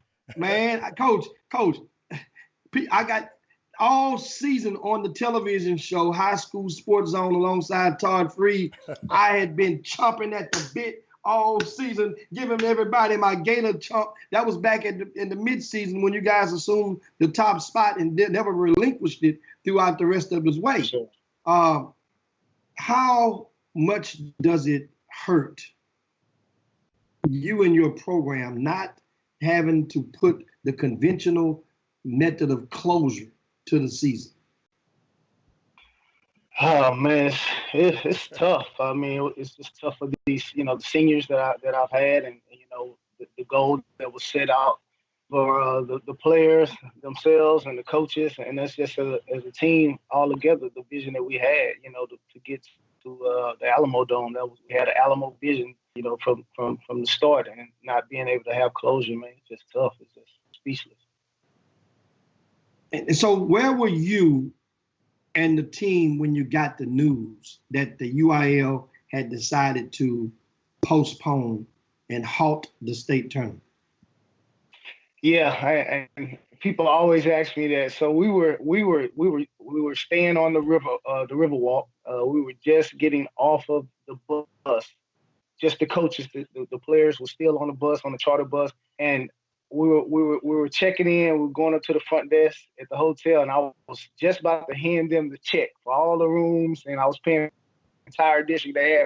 The administration had gave me the responsibility to hand over the district check. I mean, we had cheerleaders, we had board members, superintendent, athletic director, everybody, was staying. We just had probably 2 blocks of hotel rooms or whatnot, however you want to say it. And I was about to hand it over, and then our athletic trainer said, "Coach Wilson, Coach, wait." And I was like, "What?" And she's like, "They just suspended, the player." And when we were on the way up there, they were saying that it was not going to be any fans, so we were, right. But when she said it wasn't going to be any, that we weren't going to play, it was like, whoa. And so, I mean, we just kind of stood there and got our bearings as a staff, and our social media nowadays, kids find out things before you. And so, it was just turning back around and getting back on that bus, to tell those seniors and stuff. And the first person I met was, Tremont Mark, and his head was just down. He was just shaking his head, along with the other seniors that was on the bus. But it was just tough. It was tough. Wow. And of course now, just last week, the UIL finally, as a result of the governor deciding to basically shut down all schools for the rest of the calendar year, UIL basically had no choice but to determine that, disclose that there will not be a state tournament resuming of it this season. So as a result, a lot of the players will get memorabilia, they will get medals, with gold medals, that is, and with inscribed on them these boys basketball state championships and among other things. And there'll be a virtual broadcast via Zoom, which the basketball families of the respective schools will be informed at a later date. Is that enough? Are you satisfied with that? I would say my main thing is it's not enough because we wasn't able to, to play the game. Are you there? Yeah. Yes. Yeah. Okay. Yeah. It's it's always tough because you want to play the game, but we wasn't able to play the game. So with that being said, any way that they can honor those seniors to the maximum extent is what we're looking for. And so UIL did the best that they can to honor these seniors and just all the programs that made it up there. You know what I mean? So I didn't see any way else but being able to play that game. You know what I mean? And have that experience for the program and the kids. Yeah, Coach. Like Jimmy was saying all year long. I mean, Jimmy was. He'd been on the Gator train. Every week, and I was sitting there laughing. I said, he must know something I don't know, because Coach, I didn't watch y'all enough, but I watch y'all get better, and I watch y'all get better, and I said, wait a minute, Coach.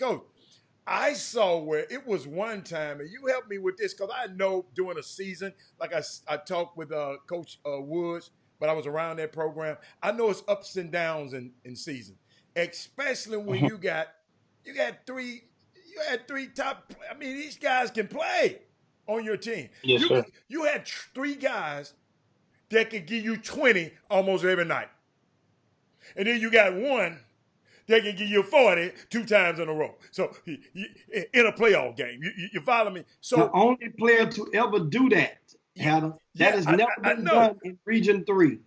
But Coach, I'm sitting there saying, I'm serious, Coach. I didn't see that in the beginning. And then I kept hearing Jimmy. You got to understand, you're being influenced by people on TV doing this, chopping every day. So then I said, okay. Let me give you. Come on, I want you to talk about. Yeah, let me give you a quick a recap of the season and just our progression. Okay. First off, you're lucky if you played 9 or 10 guys, but you got that 8-man, 9-man rotation is very strong, and so it's no secret about those three. But to start off the season, we had a couple of injuries. Marcus Williams, was just coming off a tough ankle injury. Deuce Guidry had surgery. So we wasn't fully healthy, opening up in the season, opening against Beaumont United, not taking nothing away from Beaumont United. Great program, right. David, Green and all of those. But we just wasn't ourselves. And then, the other 5 guys that really complete our 8-man rotation, they were on the football field. And all 5 of those guys are Division I athletes. Like they can pick from the litter, from wherever, from LSU to Michigan State or Alabama. They all have that. And so, to put them along with those high level 3 skill guys, and with those 3, you got 2 guys, that can give you not 20 but 30. You know what I mean? And I'm saying that, and there's no secret. One game when when Marcus and Deuce was out, Tremont went for 57. Right. It's like, against Cypress Creek. And then, when Tremont was out, we going to Clear Lake, a rival game, heated game, Coach, Jimmy was there. Yeah. Marcus go for 46, 48. You know what I That's mean? right. And So, Tremont was out those that guys, game, right? yeah, he Yeah. went. So, I mean, those two guys explosive, and then Deuce Gidry, Yeah. man, shoot 46% from the 3-ball line, average 12 points and 6 assists along with those two guys. So they between them three, they did a lot of sacrifice, and those underclassmen, which was my football, my group, my tough guys. I mean, they were underclassmen, man, they high level role players. You know what I mean? And so, and then you had, a couple of more seniors that contribute. So, man, we just continue to get better. But as Coach Wood said and the other coaches said, you learn a lot from losses, and us losing against Lancaster, early on, as we were still getting to where we needed to be, we learned from that. You know what I mean? We learned from North Shore last year in the losses. So we've learned from programs, and we just got better. And we hit that peak the right time, especially in Allen when we, had the In-N-Out Burger tournament. And Coach, I would like to say on the Chop Shop, because I haven't said this much, but let me tell you something. When I went and watched y'all in the championship run, through the regionals and stuff, and you just mentioned Deuce Gidry was invaluable. Coach, his defense, he was putting pressure on the other people's team every single time. And I was just sitting there, wait a minute. And I mean, for real, I'm sitting, and I don't know if he got an offer or where he is going yet, because he's a small guard. But let me tell y'all something. That little guy was the engine that could. He was the again, he stirred the gumbo. He had them two killers, and he said, okay, let me do let me do what I got to do, Coach. And Coach, he hit, let me tell you something, against Morton Ranch. Coach, every time Morton Ranch had a run, he hit a big shot. We was looking at the 40 by the big fella, but every time Morton Ranch made a run, Deuce made a big shot. I said, let me tell you something that's even more important than what he did. And we talk about the scoring. Everybody know Deuce Gidry can score. Everybody know that he had to take a back seat to those two guys, because it's just what it was. But let me tell you what he did though for us, and what was very integral for us in this playoff run. Deuce Gidry guarded every leading core of the opposing team. I told him, I say, man, listen, I need you to go take upon the assignment to go guard their best player and let these other two guys be great on the offense end. You know what I mean? And he sacrificed. And that was also to show that, to answer those questions to college coaches. Can he defend? Well, he guarded LJ Cried. Yeah. He guarded, Dawson. He Hart. He guarded, the kid from North Shore. He guarded all of those guys. You know what I mean? And so he took upon that challenge, and he answered that for the team. Let those other two guys go out there and be great. You know what I mean? And it was times where, if Deuce Gidry you being the third option, man, on the basketball team, man, that says a lot about how talented we are. You know what I mean? So that's just what it is. And now, of course, Dickinson High School was slated to play Northside in the semifinals. And as I mentioned before you came Wally. on. Wally. Oh, y'all was scheduled. I'm sorry. I've been thinking, that's what my notes for Duncanville. Y'all was scheduled to play Wiley in the semifinals, the last game of that night on that Friday. A lot of the state had anticipated a Dickinson versus Duncanville showdown. If indeed, let's just get right to it. If indeed you guys had both won the semifinals game, right? Tell us right now, because you're not going to be able to play it, but what would have happened?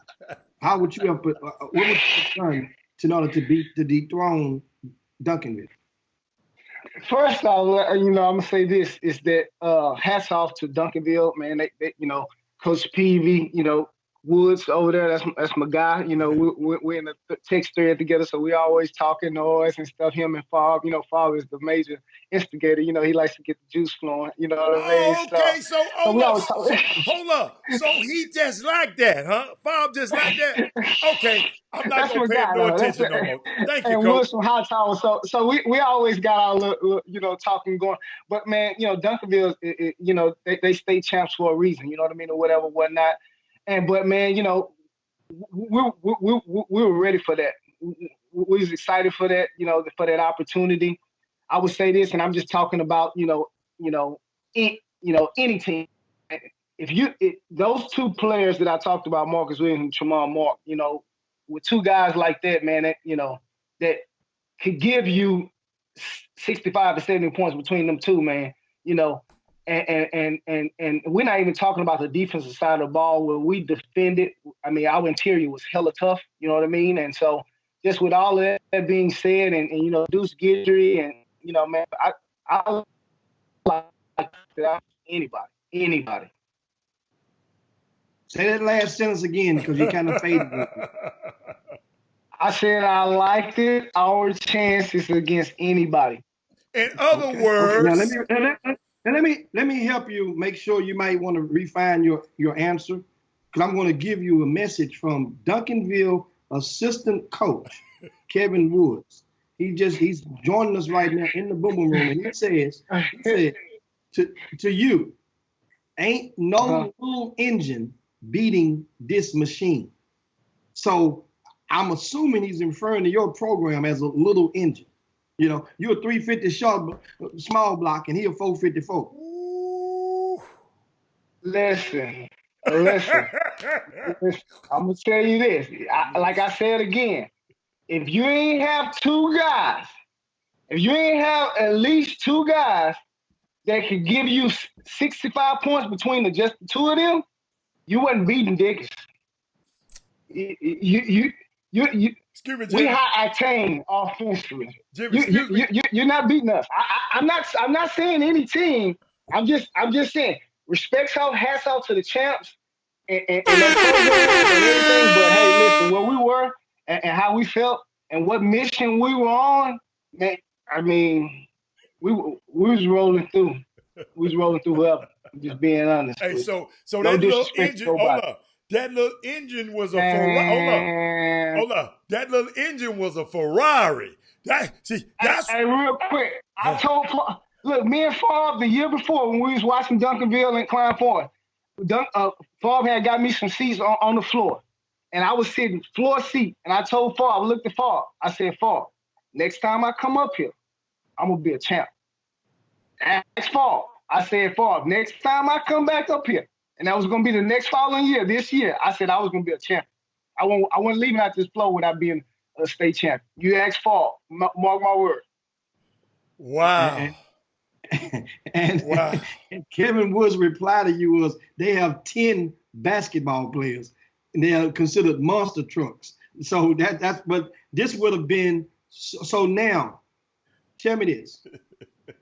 Mm-hmm. Last week, Robert Haller extending a proposal. He said, because as Coach Peavy just alluded to, that it seems like the state of Texas is in the process of opening up.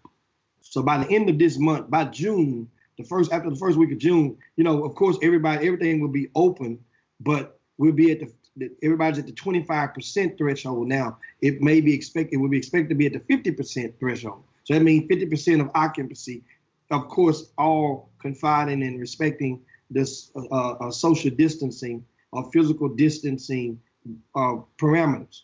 Here's my question. What if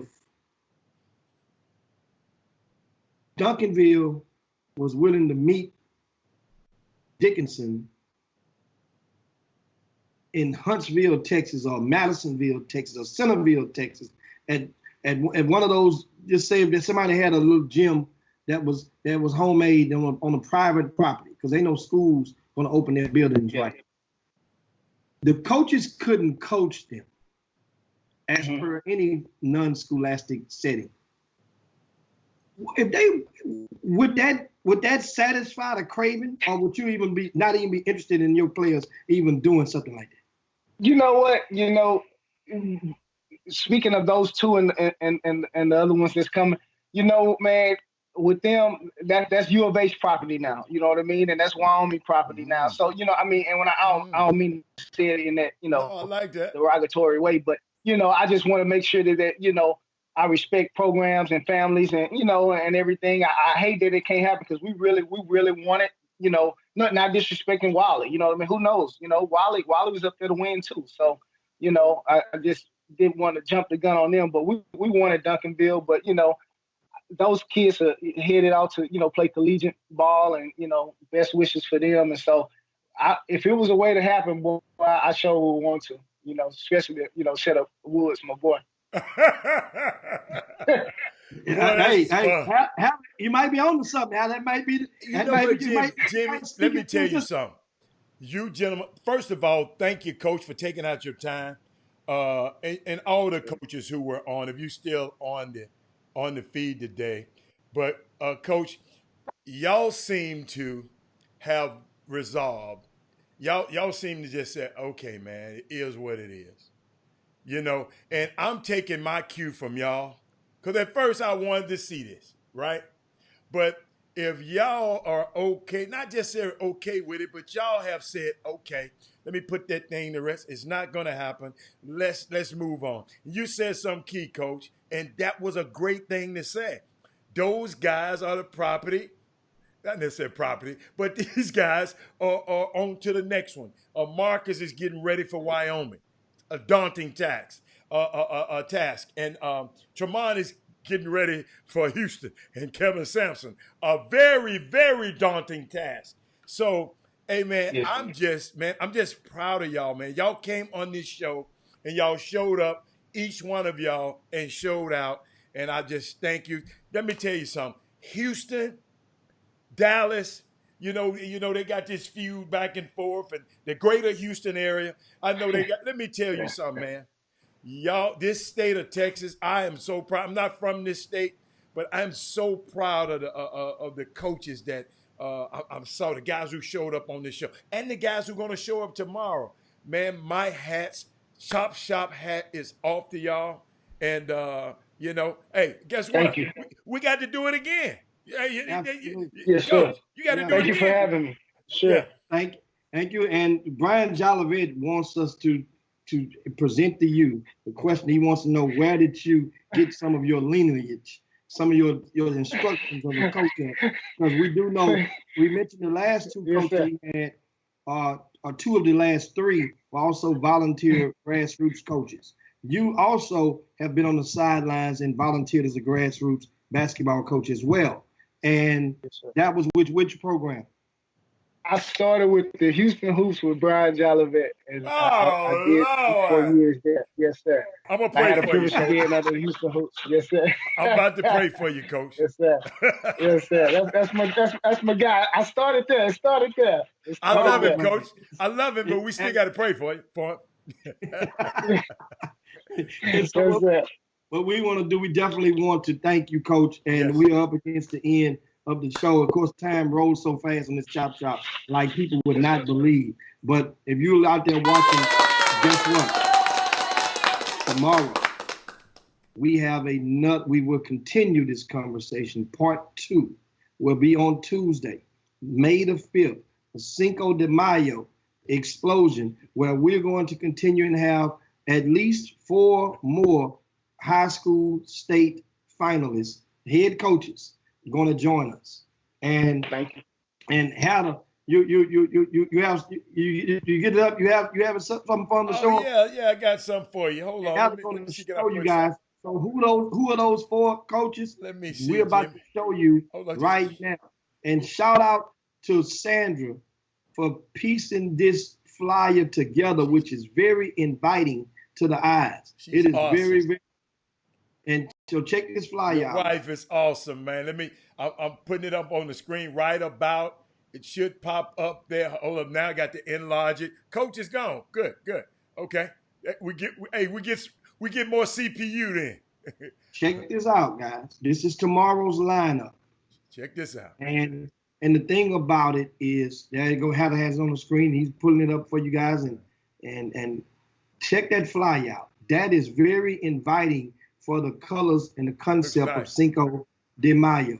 And we have Greg Devers from Cold Spring High School, David Montano from Stafford High School, Brandon Thomas from Dallas Faith Family High School, and Greg Wise from Houston Yates High School.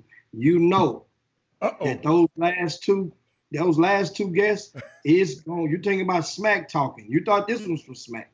It's gonna be popping when these last two get to talking about on the Chop Shop. So you can rest assured it's gonna be a hell of a convo on. So spread the word on Tuesday, May the 5th. We continue the conversation and get the thoughts. And I am really intrigued about the conversation with the first one guest, and that's Greg Devers. And he used to be the head coach at Manville. Many of you guys, that name may sound familiar. Back in the days when Derek King, who was a star quarterback, played, and over at Manville, 2 Sports, he was the head coach. Went to Cold Spring, guided them to the state tournament. But they lost. They were one of the teams that lost earlier on that Thursday, May the 12th, before the UIL decided to halt the tournament. So this is going to be a really intriguing convo. And you guys make sure you spread the word. We want to give a thanks to every single one of you guys out there who helped to make this an historic show. First time we've ever had 5 guests. I was sweating bullets over here, Jimmy. Live. And give it up for, of course, Robert Hatter, who was sitting there. He was on the 1s and 2s. Put it like this. Robert Hatter was akin to John Legend today. He sung, he played the piano, he even crooned a little bit. I mean, that's not easy to do and still be able to engage and dialogue with you guys as it's going on. That's not easy to do. Man. So with that being said, it just reminded me, because we're at that time of the year, we're in May right now. Mm-hmm. You know what we do every May, Hatter? We seek out and let people know if they have a student athlete who is interested in becoming an intern with the Chop Shop. Remember last year we had Dorian Branch. She's one of the leading scorers at University of Houston. She's graduating. And look what she has a job in LA that she'll be leaving to. And guess what? Got her own podcast. Now, yes. Has her own podcast. Yes. And we're going to get Dodo on, and, you know, because I know she's preparing to leave, we're going to get her on and reward her with that. We have another intern from 3 summers ago who she's works with ESPN now. Mm-hmm. Another one was at, I mean, this stuff is real because it goes on their docket for their graduation up under their dean. They have to get signed off. So this is very valuable. If you have, once again, a student that's in college who they're home right now that are majoring in communications or journalism, you send us an email and we will consider opportunities, because it's easy now. They'd be sitting at home because of social distancing, and we have projects for them to do, such as helping with our social media during the broadcast and being moderators of the social media and doing post-production of our shows to be able to send clips out and teasers to the community. Look, opportunities are there. Oh, yeah. And we're here to help. Our email address is chopshophtx@gmail.com. chopshophtx@gmail.com. I got one more thing, Jimmy. The starting 5, Todd Holmes, Melvin Dews, Tywanda Holmes. Them Holmes family is just killing. Daryl Barnes and Rick Wilmore, Slick Rick, they were the first 5 people to sign on to the Chop Shop today. And I didn't get a chance to put it across the screen because I didn't want it going in front of the coaches and the coaches' names. But y'all know y'all in our hearts. So Jimmy, you can hit Jimmy, and I would like to invite again, if you are a friend of the Chop Shop on Facebook, do me a favor. Go over to YouTube and subscribe to our YouTube page. We just trying to make a bigger digital footprint around the country and, Jimmy, around the world. And it helps. Every time I see that name, somebody subscribing, it just make us proud. So guess what? We're on a push, Jimmy. Jimmy, this is whole nother month. We're on a push this month to do what we trying to do this month, Jimmy? what we trying to do this month with YouTube. But we on a push to big build that thing up, and let's make it happen. If just half of our friends on Facebook go over there, man, half the battle. Hey, Jimmy, we can straighten this thing out tomorrow if half of our people that's who are already friends that's already friends on Facebook, if they just today just hit that subscribe button, let's try that and let's see what happens. Hit that subscribe button. We can make a move, huh? What you say, Jimmy? Yeah, we're talking about the YouTube page. Yeah. Yes. That's great, man. Great. It's a great show. So that's and so we'll get with you guys, man. Thanks so much once again, man. We'll see you guys in 22 hours. Bracing ourselves for, once again, we gave you the lineup. We have 4 guests, and there's possibly a 5th maybe added, and that would be Dallas Madison if we hear from their head coach today by 6 o'clock, because we have to assign the time slots for the coaches, which I haven't done yet, but they are confirmed, and that would be great convo. As you guys see, we did it today. We can do it again tomorrow. Jimmy, it would only be fitting to have 5 on Cinco de Mayo. I got a question though, Jimmy. Did you ever think about how would it be to have all those guys on there at the same time? Did you ever think about that? Yeah, I did, but I figured it would have probably been too much background stuff going on between and all of the background stuff collected, because this microphone pick up everything. Yes. And on the show, I didn't know how that would be if we had 5 guys on there at the same time. Then just a little noise multiplied times 5. The hearing of the guests. So that's why I'd say we just do it like this first. But don't get it twisted. I thought about doing 2 of them, especially like Greg. I said, no, we don't want.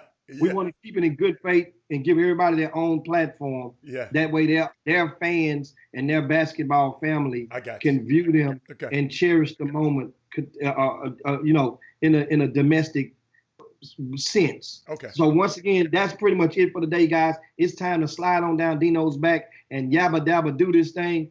And until 22 hours later, we'll see you guys on the Chop Shop. Make sure, if you hadn't done so, make sure you share the show. Be safe out there. Be more importantly, be smart out there. And especially in these COVID-19 times. It's because the next guy, don't be a follower. Hold on. Let me tell you how smart we is. Who is that? Jeremy Cunningham talking about just use Zoom. We don't want to get photo. We don't want we don't want to get photo. I had a bad experience with Zoom, Jerry. I was on that feed. What's the name with the guy V. Lewis? I have not used Zoom since. So if you was on that feed, you understand why we don't want to lose Zoom. But Jimmy, you can close out the show. He just mentioned use Zoom. 0. Thanks a lot, guys. Peace, man. Y'all be good. See you at Chop Shop. We up out of here. Let me hit that button, man. Hold on. Y'all give me some more, Jimmy. Give me some more. Oh, my goodness. Hold on. Jimmy's gone. I'm still here. Oh, I erased it. That's all right. I got something for y'all. We'll just go back here. Jim Hicks. Rob Hatter. You are now tuned in to the Chop Shop. I'm Retro. Let's get it. We in the Chop Shop. We live in the Chop Shop. We talking sports talk. We live in the Chop Shop.